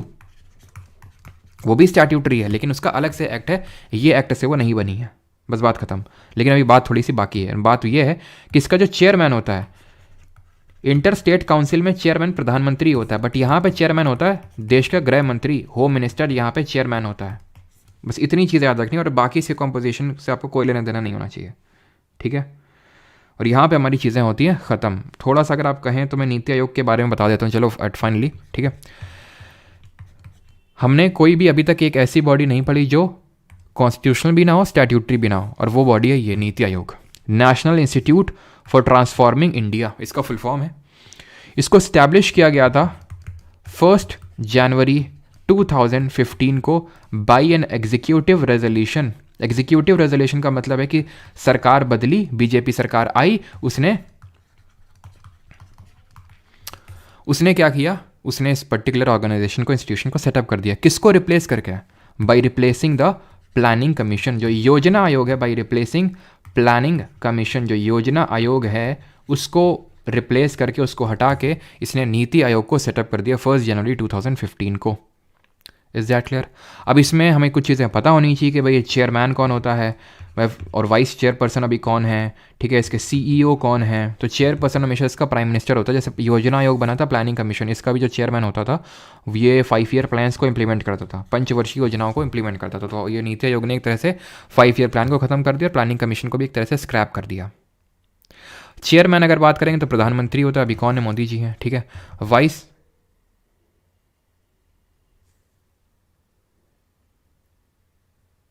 ठीक है, वाइस चेयरपर्सन की अगर बात करें तो सुमन बेरी,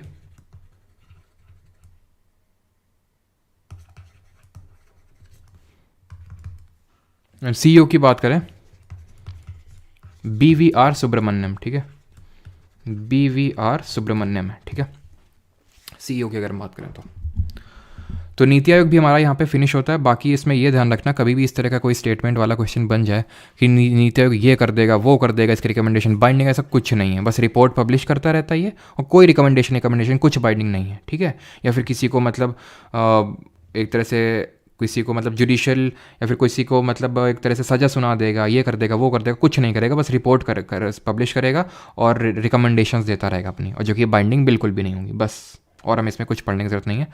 अब बढ़ते हैं क्वेश्चंस की तरफ, ठीक है।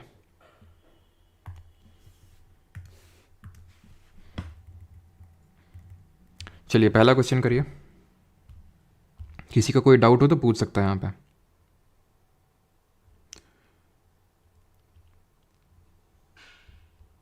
क्या फिर से बफरिंग हुई क्या? ज्ञान देता है, बिल्कुल थिंक टैंक है, बिल्कुल अमिया सेठी ने सही बोला, थिंक टैंक है वो, बस सोचता रहता है। कैसी रिपोर्ट सर लावण्य त्रिपाठी? कैसी रिपोर्ट? जैसे कि स्वच्छता सर्वेक्षण इंडेक्स, जैसे कि मान लो कि कौन कितना क्लीन है वो इंडेक्स दे दिया, ठीक है, कहाँ पे पॉल्यूशन ज़्यादा है वो इंडेक्स दे दिया, ठीक है। तो वो मेन इसके काम होते हैं।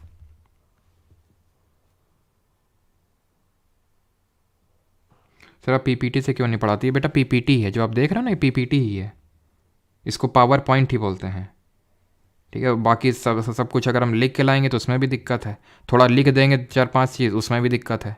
हम समझ रहे हैं तुम्हारी भावनाएं क्या है कि सब कुछ लिखा हुआ आना चाहिए, बस हमें देखना होना चाहिए। तो वो यूपीएससी मैंने किया था जहाँ पे नीड होती थी, वो पार्लियामेंट चैप्टर में किया था जहाँ पे मेनली ज़्यादा समझाने का पार्ट था, यहाँ पे 2-2, 3-3 लाइन थी, ठीक है।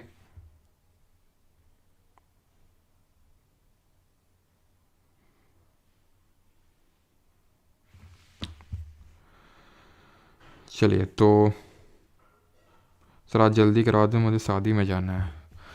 Attorney general of India is appointed by, बच्चों बस सभी लोग जल्दी करेंगे, ठीक है। भाई को शादी में जाना है, ठीक है, वो इंतज़ार कर रहा होगा उसका कोई वहाँ पे, या अगर भाई को किसी का इंतज़ार होगा तो जल्दी करना है।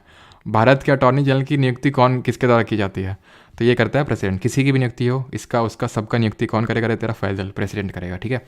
Article number 76, not a full time council can do private practice, should be qualified to be appointed as a supreme court का जज, प्लेजर ऑफ प्रेसिडेंट तक सर्व करता है, असिस्ट कौन करते हैं, सॉलिसिटर जनरल, ठीक है, and is the what highest law officer of the India. Question number second, article 76 of the constitution of the India deals with the office of the, किसके साथ डील करता है, ठीक, आर्टिकल 280, आर्टिकल 315 से 323, article 324 से लेके 329, part election commission part 15, UPSC part 14. Who is known as the first officer of the country, highest law officer, first law officer कौन होगा, अटॉर्नी जनरल होगा, ठीक है. असिस्ट कौन करेगा, ये करेंगे, कॉन्स्टिट्यूशन मेंशन नहीं है. Fourth, who among the following holds his or her office during the pleasure of president. अब प्लेजर के बारे में मैंने आपको चीज़ बताई थी कि जिसका भी रिमूवल का प्रोसीजर मेंशन नहीं है कॉन्स्टिट्यूशन में, उसका प्लेजर लिख दिया है कि भाई प्लेजर इसको देते रहना है प्रेसिडेंट को हमेशा. कैग का तो सेम है सुप्रीम कोर्ट के जज की तरह, सेम है सुप्रीम कोर्ट का जज. चीफ इलेक्शन कमिश्नर का भी ऐसा ही है, अदर इलेक्शन कमिश्नर्स का अलग है. स्पीकर ऑफ लोकसभा, इसको तो हाउस ही हटाता है बाई इफेक्टिव मेजोरिटी, प्रभावी बहुमत से. आंसर क्या होगा, अटॉर्नी जनरल को हमेशा क्या देते रहना, प्लेजर देते रहना. The CAG of India acts as the chief accountant and auditor of, और दी किसके लिए चीफ अकाउंटर और ऑडिटर के तौर पर एक्ट करता है, union government, union and state government या फिर नीदर यूनियन और स्टेट गवर्नमेंट. तो यहाँ पे सही आंसर की अगर हम बात करेंगे तो ऑप्शन नंबर बी सही आंसर होगा, यूनियन एंड स्टेट गवर्नमेंट, ठीक है. बट ये कंपाइल और मेंटेन किसके अकाउंट को करता है, तो कंपाइल एंड मेंटेन अगर हम बात करेंगे तो ये सिर्फ स्टेट गवर्नमेंट के अकाउंट को करता है. He is the guide and philosopher of which committee, term कितना होता है, and guardian of public purse होते हैं ये. आर्टिकल नंबर 148 इसके इनके एस्टैब्लिशमेंट की बात करता है, देन 151 तक ये जाते हैं. तो ये गाइड एंड फिलोसोफर है पब्लिक अकाउंट कमेटी के, ठीक है. एंड और क्या पूछा था, 6 साल या 65 साल इनका टर्म हो जाएगा. Question number 6, which of the following is one of the articles of the Constitution of India that mentions the CAG of India. तो कौन सा है आर्टिकल जो CAG को मेंशन करता है, कंट्रोलर एंड ऑडिटर जनरल को मेंशन करता है. भाई 132 तो देख चुके हैं भाई, क्या है इसमें जरा बताइए. अभी पिछले लेक्चर में देखा था हम लोगों ने, 352 को भी उससे पिछले लेक्चर में देखा था, जल्दी से बताइए. और 156 का भी जल्दी से बताइए क्या है. तो आंसर क्या होगा, आंसर होगा ऑप्शन नंबर डी 148. तो 352 नेशनल इमरजेंसी, राष्ट्रीय आपातकाल. 132 appellate jurisdiction of supreme court in certain cases. और 156 का आप बताएंगे जल्दी से, किससे एसोसिएटेड है, गवर्नर से एसोसिएटेड है, राज्यपाल से एसोसिएटेड है ये. Which of the following articles of the constitution of India deals with the duties and powers of the CAG. Duties and powers of the CAG से कौन डील करता है, तो 148 बोलता है कि भाई ये कैग होना चाहिए. 149 उसकी ड्यूटीज़ के बारे में बताता है, ठीक है, उसकी एक तरह से क्या ड्यूटी होंगी, उसके कर्तव्य क्या होंगे. 8th नंबर क्वेश्चन है, CAG of India is appointed by, appointment इसकी उसकी सबकी अपॉइंटमेंट कौन करेगा रे तेरा, फैजल, ठीक है. Controller and auditor general of India is a friend and guide of, किसका फ्रेंड और गाइड होता है ये फ्रेंड एंड गाइड होता है पब्लिक अकाउंट कमेटी का. Option number D. What is the period of appointment of the CAG of India, period of appointment क्या होता है, ऑप्शन आपके सामने, जल्दी से आंसर करिए, भाई को शादी में भी जाना है. ऑप्शन नंबर सी 6 ईयर्स और 65 ईयर्स. कहाँ है, शादी वाले चले तो नहीं गए अभी, है ना, हाँ, तो तुम्हारे लिए सिर्फ जल्दी करवा रहे हैं. चलो, तो अगला क्वेश्चन है 11, the CAG of India is. तो कैग कैसा है, 2 member body, 3 member body, single या फिर 6 मेंबर. तो हमने देखा था भाई 3 मेंबर बॉडी तो हमारा इलेक्शन कमीशन ऑफ इंडिया है, ठीक है. और फाइनेंस कमीशन ऑफ इंडिया कितना मेंबर्ड बॉडी है, आंसर इसका होगा single membered body, option number C, ठीक है. फाइनेंस कमीशन ऑफ इंडिया 1+4 होता है, नहीं कि 5 मेंबर्ड बॉडी होता है ये. आगे बढ़ते हैं और अगला क्वेश्चन है ये, who appoints the advocate general of a state. तो भाई ये बताओ कि इसकी अपॉइंटमेंट कौन करेगा. आई थिंक मैंने नहीं बताया है, लेकिन लॉजिकली आप गेस कर सकते हैं. कैसे, कि attorney general of India who is the highest law officer of the country, इसकी अपॉइंटमेंट कौन करते हैं, देश के हमारे राष्ट्रपति करते हैं, प्रेसिडेंट करते हैं, under article number 76 of the constitution. तो अच्छा ये बताइए कि जो अटॉर्नी जनरल है वो कौन से पार्ट और कौन से चैप्टर ऑफ कॉन्स्टिट्यूशन में आएगा.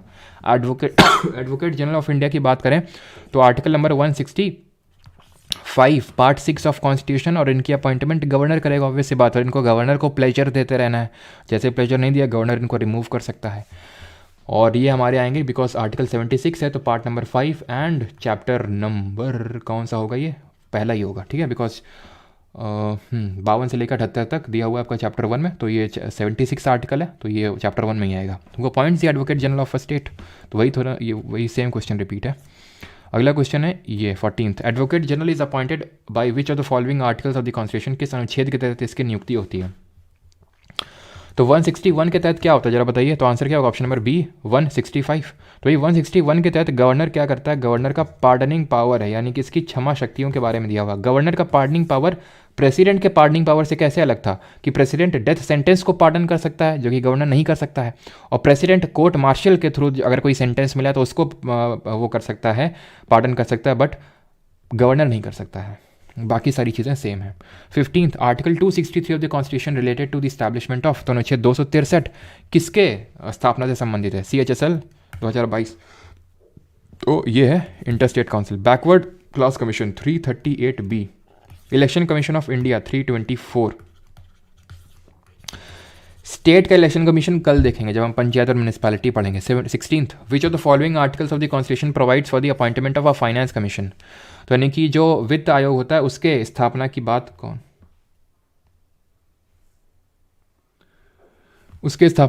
करता है? तो आंसर क्या होगा? आंसर होगा इसका ऑप्शन नंबर सी 280। अब फाइनेंस कमीशन में क्या क्या पढ़ा था? 1+4। चेयरमैन की qualification should be qualified to be मतलब should be a person having knowledge in the public affairs. President appoint करता है, पहले केसी नेगी के चेयरमैन थे पहले के, अभी 15th के NK सिंह थे, अभी जो लेटेस्ट बना है अरविंद पनगड़िया। करंट अफेयर में ज़रूर पूछेगा ये, जो कि नीति आयोग के पूर्व CEO थे, ठीक है। और ये ध्यान रखना, कैन बी, ये मैंने बताया कि नहीं बताया, can be reappointed, they are re eligible for appointment, और they are eligible for reappointment, can be reappointed, उस ऑफिस में फिर से आ सकते हैं। ध्यान रखना इस चीज़ को, ठीक है। ये एडवाइस किसको देते हैं? एडवाइस अपनी रिकमेंडेशन देते हैं प्रेसिडेंट को, जिसपे ये बाइंडिंग नहीं है, ठीक है।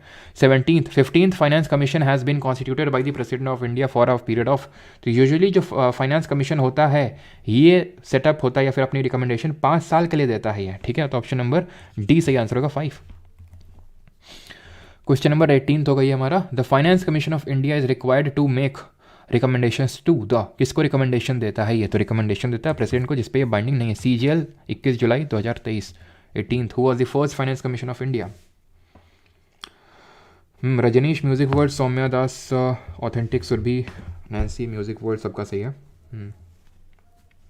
चलिए, तो अगर हम बात करें यहाँ पे तो हुआ the first finance commission of India, तो केसी नेगी थे। सांता नाम कौन थे? जिनके रिकमेंडेशंस पे central vigilance commission, central bureau of investigation setup हुआ था, ठीक है। ये तो अभी फाइनेंस इलेक्शन कमीशन के एक चेयरमैन है हमारे। और राज मन्नार ये कमीशन बना था, PV Raj Mannar commission, I think Tamil Nadu, हाँ तमिलनाडु गवर्नमेंट ने बनाया था सेंटर स्टेट रिलेशंस के लिए। जैसे कि सरकारिया कमीशन है 1983 में, जैसे पुंछी कमीशन है सेंटर स्टेट रिलेशंस के लिए 2007 में कमीशन बना था, वैसे ही इन दोनों से भी पहले बना था Raj Mannar. Who presided over the 15th finance commission of India? CGL 21 जुलाई 2023। किसने प्रिसाइड किया? तो अभी हमने देखा ये थे हमारे NK सिंह। 14th वाले के थे ये YV रेड्डी थे, ठीक है। Which of the following statements are correct regarding the UPSC? जल्दी से इसको पढ़िए और बताइए कौन सा सही है। सॉरी, ये UPSC नहीं है, आई थिंक फाइनेंस कमीशन है, आई थिंक वहाँ पे क्वेश्चन में UPSC लिख दिया, बट है फाइनेंस कमीशन।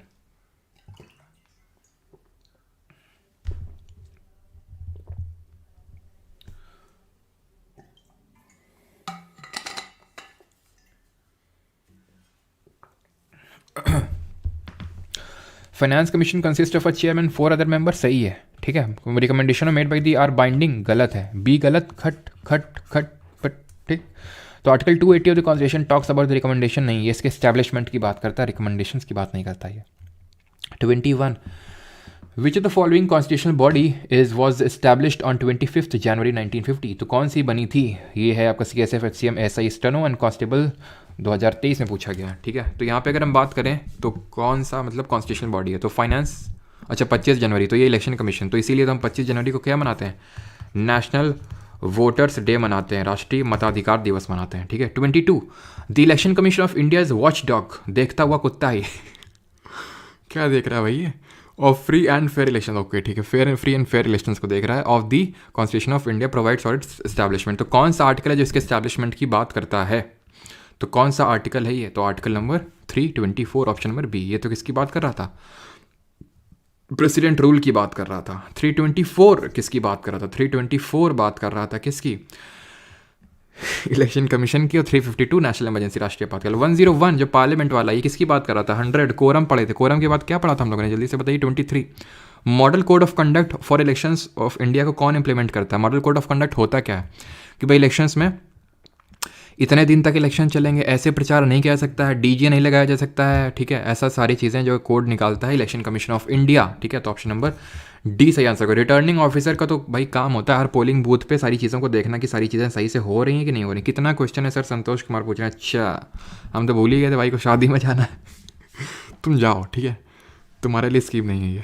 मतलब ये 40 क्वेश्चन तक करेंगे हम लोग, ठीक है, 40 क्वेश्चन तक। उसके आगे जो होंगे वो फिर आपके लिए होमवर्क होंगे, ठीक है, आप खुद से करेंगे। तो 40 क्वेश्चन तक है। When for the first time did the Election Commission of India became a multi-member body? तो पहली बार ये एक बहुसदस्यीय निकाय कब बना? तो हमने देखा था 61st अमेंडमेंट हुआ था 1988 में, उसके बाद 1989 में जो है मल्टी मेंबर बॉडी बनी थी, जब ये 61st अमेंडमेंट जिसने कि वोटिंग एज को कम किया था 21 से 18 किया था। 25th, what is the tenure of election commission of India का कार्यकाल कितना होता है? 5, 4, 6 या फिर 3? तो हमने देखा था कि भाई 6 साल या 65 साल चीफ इलेक्शन कमिश्नर, 6 साल या 62 साल अदर इलेक्शन कमिश्नर्स, ठीक है। चलिए अगला है 26th। Presently the election commission of India consist of chief election commissioner and 2 other election commissioners. Who is the first chief election commissioner? तो कौन थे हमारे देश के पहले मुख्य चुनाव आयुक्त? तो ये सुकुमार सेन जी थे। ऑप्शन नंबर बी सही आंसर होगा, ठीक है। पहले कैग कौन थे? वी नरहरि राव थे। पहले फाइनेंस कमीशन के चेयरमैन के सी न्योगी थे। पहले अटॉर्नी जनरल कौन थे? MC सेतलवाद थे, ठीक है। 27th चीफ इलेक्शन कमिश्नर हो सकता है कि जो नोट्स आपको मिले उसमें गलती से आई थिंक के वेणुगोपाल लिखा हुआ है, वो लिखा होगा शायद, तो उसको आप सही कर लेना। Chief election commissioner of India can be remove from the office by. तो कौन हटा सकता है चीफ इलेक्शन कमिश्नर को? तो इनको हटा सकते हैं जो प्रेसिडेंट होंगे। ऑप्शन नंबर सी यहाँ पे सही आंसर होगा, ठीक है। और जो अदर इलेक्शन कमिश्नर्स हैं उनको कौन हटाएगा? उनको भी प्रेसिडेंट ही हटाएगा। लेकिन इनका जो है पूरा सेम है, सुप्रीम कोर्ट का जज है। लेकिन बाकी जो अदर इलेक्शन कमिश्नर है उनका सेम है, सुप्रीम कोर्ट जज नहीं है। वो चीफ इलेक्शन कमिश्नर की एडवाइस ली जाएगी अदर इलेक्शन कमिश्नर्स को हटाना है तो। Dash was the first women chief election commissioner. Bharat की पहली महिला मुख्य चुनाव आयुक्त कौन थी? तो ये थी रमा देवी। कोई कानपुर से है यहाँ पे? समझ गया होगा है ना, जगह पड़ती है। तो यहाँ पे अगर हम बात करें क्या बात करें, एक चीफ इलेक्शन कमिश्नर हुए TN सेशन करके। कितने लोगों ने नाम सुना उनका? मतलब बहुत भयंकर, इतने भयंकर थे कि इन पॉलिटिशियंस की भी इनसे, समझ रहे हो ना डरते थे। मतलब 29th, which of the following government authorities can appoint the chief election commissioner of India. को कौन अपॉइंट कर सकता है? तो भाई अपॉइंटमेंट तो भाई प्रेसिडेंट ने ठेका ले रखा सबका। TN सेशन, हाँ सुना है सर। अच्छा, चलो तो आगे बढ़ते हैं। विच of the following article of the constitution provides for the creation of GST council, goods and services tax, जो कि 101st अमेंडमेंट से इसको लाया गया था, है ना। जो नाश्ते में नेता खाते थे, बिल्कुल। चलिए तो यहाँ पे अगर हम बात करें, हाँ सबका सही है, लावण्या कामता प्रेसिडेंट। चलो बिहार में इलेक्शन करवाया था। तो GST काउंसिल की अगर बात करें, एक constitutional body article number 279A के तहत आती है, अनुच्छेद नंबर 279A का, ठीक है। इसके चेयरमैन जो होती हैं वो फाइनेंस मिनिस्टर होती हैं, क्योंकि अभी फीमेल है तो इसलिए उन्हें बोला होती है, ठीक है। बाकी अगर मेल होंगे तो होते हैं बताइए अभी कौन है इसकी GST काउंसिल के चेयरमैन कौन हुई फिर? The dash amendment act of the constitution of India introduce the GST को किसने इंट्रोड्यूस किया था? तो GST को 101 अमेंडमेंट अभी मैंने बताया। 104th ने क्या किया था? एंग्लो इंडियंस, मैंने पढ़ाया था आपको ये कि एंग्लो इंडियंस का नॉमिनेशन खत्म किया गया था। पहले 2 एंग्लो इंडियंस को प्रेसिडेंट लोकसभा में नॉमिनेट करता था और 1 एंग्लो इंडियन को गवर्नर लेजिस्लेटिव असेंबली में, उसको खत्म किया गया। From December 1, 2022 which body handles all complaint related to the profiteering under GST। कौन संभालता है ये संभालती है GST काउंसिल, ठीक है। Which part and article of the Indian constitution provides for the UPSC के लिए कौन सी HSL 27 मई 2022। तो ये प्रोवाइड करता है UPSC part number 14 of the constitution. Part 14 कहाँ है? ये है, ठीक है, प्रोवाइड्स फॉर द UPSC। तो पार्ट नंबर 14 होगा इसका, ठीक है। आगे बढ़ते हैं और अगला है हमारा ये, which of the statements are correct regarding the UPSC के संबंध में कौन से अनुच्छेद यहाँ पे, कौन से स्टेटमेंट यहाँ पे सही हैं? क्या हो गया? चलो तो स्टेटमेंट को पढ़िए और आंसर करिए जल्दी से, कौन सा स्टेटमेंट सही है।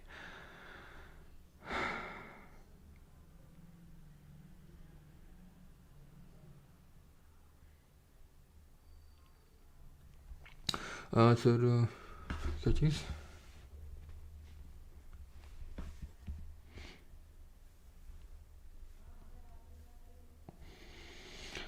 सर 300, हाँ 308 में ही है, ठीक है, 308 में यही है। इसमें ऑल इंडिया सर्विस दी हुई है, ठीक है। ऑल इंडिया सर्विस जो है ना हमारी, मतलब और जो स्टेट सर्विस है, तो उनके रिगार्डिंग प्रोविजंस एक तरह से दिए हुए हैं, ठीक है। चलो, तो the parliament has the power to make regulations as to conditions of service of the chairman, ठीक है। The government of India 1935 envisaged a public service commission for the federation and public service commission for each province or group of provinces. The federal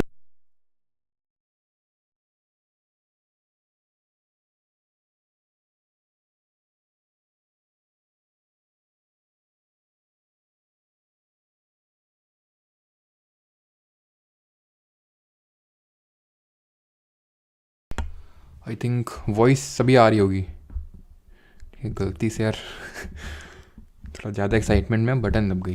चलो कोई नहीं। तो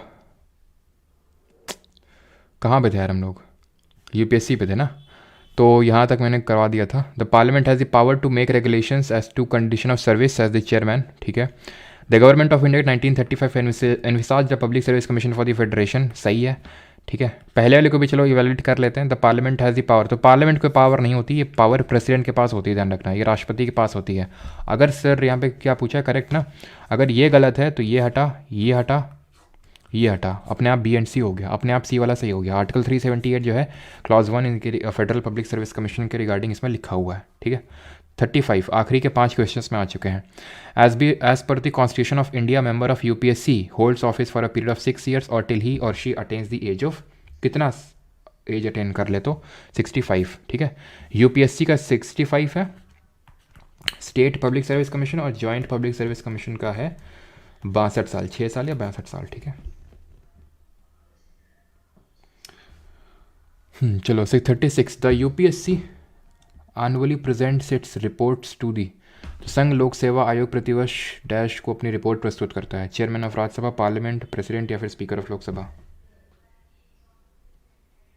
ठीक है।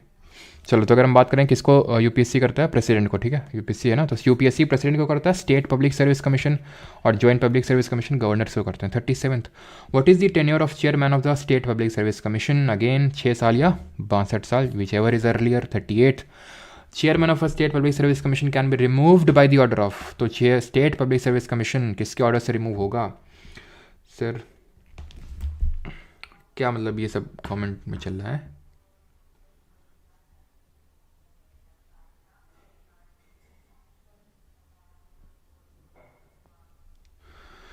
ठीक है, फालतू में स्पैम मत करो जरा, नहीं भी ब्लॉक कर देंगे फालतू में, रोगे बैठ के।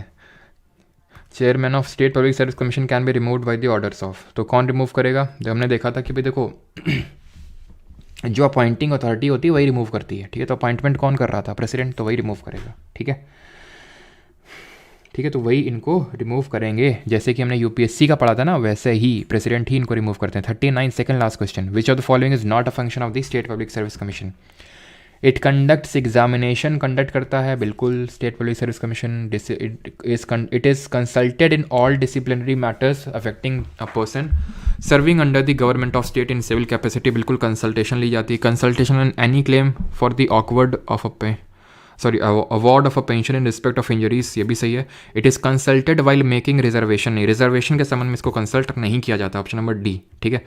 40th अगर हम बात करें, in which articles of the constitution of India is the national commission for scheduled caste established, तो शेड्यूल्ड कास्ट के आर्टिकल में तो हमने देखा था पहले, तो 65th अमेंडमेंट हुआ था जिसने कि ऑफिसर से कमीशन बनाया था। देन कौन सा अमेंडमेंट था जरा आप बताएंगे, जिसने कि इस कमीशन को अलग अलग बाइफरकेट किया था? नेशनल कमीशन फॉर एससीज को 338 में डाला था और नेशनल कमीशन फॉर एसटी को क्रिएट किया था 338A, और ये अमेंडमेंट था 89th अमेंडमेंट, जिससे कि बाइफरकेट किया गया था।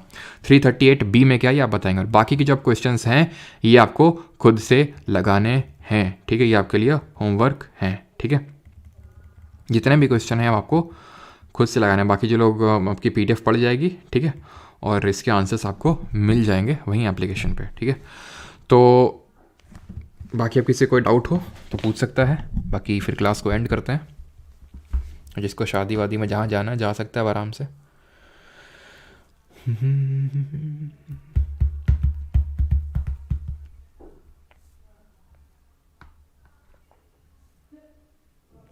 Sir supreme court regulation act 1773 से बना है, सुप्रीम कोर्ट कलकत्ता में इस्टेब्लिश हुआ था 1773 के एक्ट से, जिसको रेगुलेटिंग एक्ट ऑफ 1773 बोलते हैं, ठीक है। तो वो अलग है, वो हम लोग एक्ट चैप्टर में पढ़ेंगे, जो कि हमारा आई थिंक परसों वाला क्लास होगा, परसों लास्ट क्लास होगा, उसमें देखेंगे, ठीक है।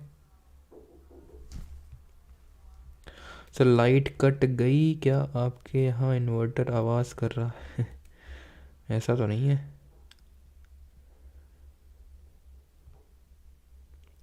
सर शादी करनी, अच्छा तो कर लो भाई।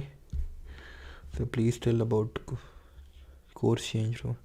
1 ईयर लाइफ टाइम, 1 ईयर से लाइफ टाइम में कोर्स चेंज करना, बहुत लोग ये बोल रहे हैं, ठीक है। तो मैं एक्सटेंड करवाने का एक ऑप्शन दे दूंगा, तो वहाँ से आप एक्सटेंड कर सकते हो, ठीक है। आप मीम्स बहुत देखते हो सर? हाँ देखते हैं भाई, क्यों बहुत तो नहीं, कभी कभी देख लेते हैं, क्योंकि अभी मीम्स बनानी भी पड़ती है ना तुम लोग के लिए, जो लोग इंस्टाग्राम पे होंगे लोग जानते होंगे, तो इसलिए जब देखेंगे नहीं तो फिर बनाएंगे कहाँ से। इतनी भी नहीं, ठीक है, थोड़ी बहुत कभी कभी।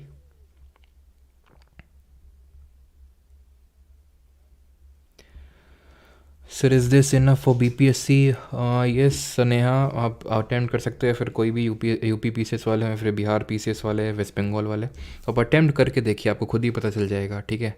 काफ़ी हद तक मतलब सफिशिएंट वर्ड मैंने पहले बोला था कि वो अलग है, लेकिन काफ़ी हद तक जो है वो आपको वो सफाइस करेगी, है ना।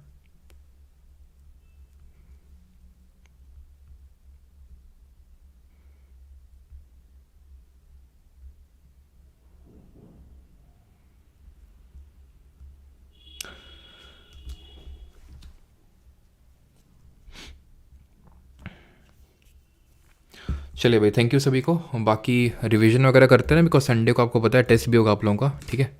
और बाकी तो ठीक है सारी चीज़ें, ठीक है। और मिलते हैं कल सेम टाइम में, थैंक यू।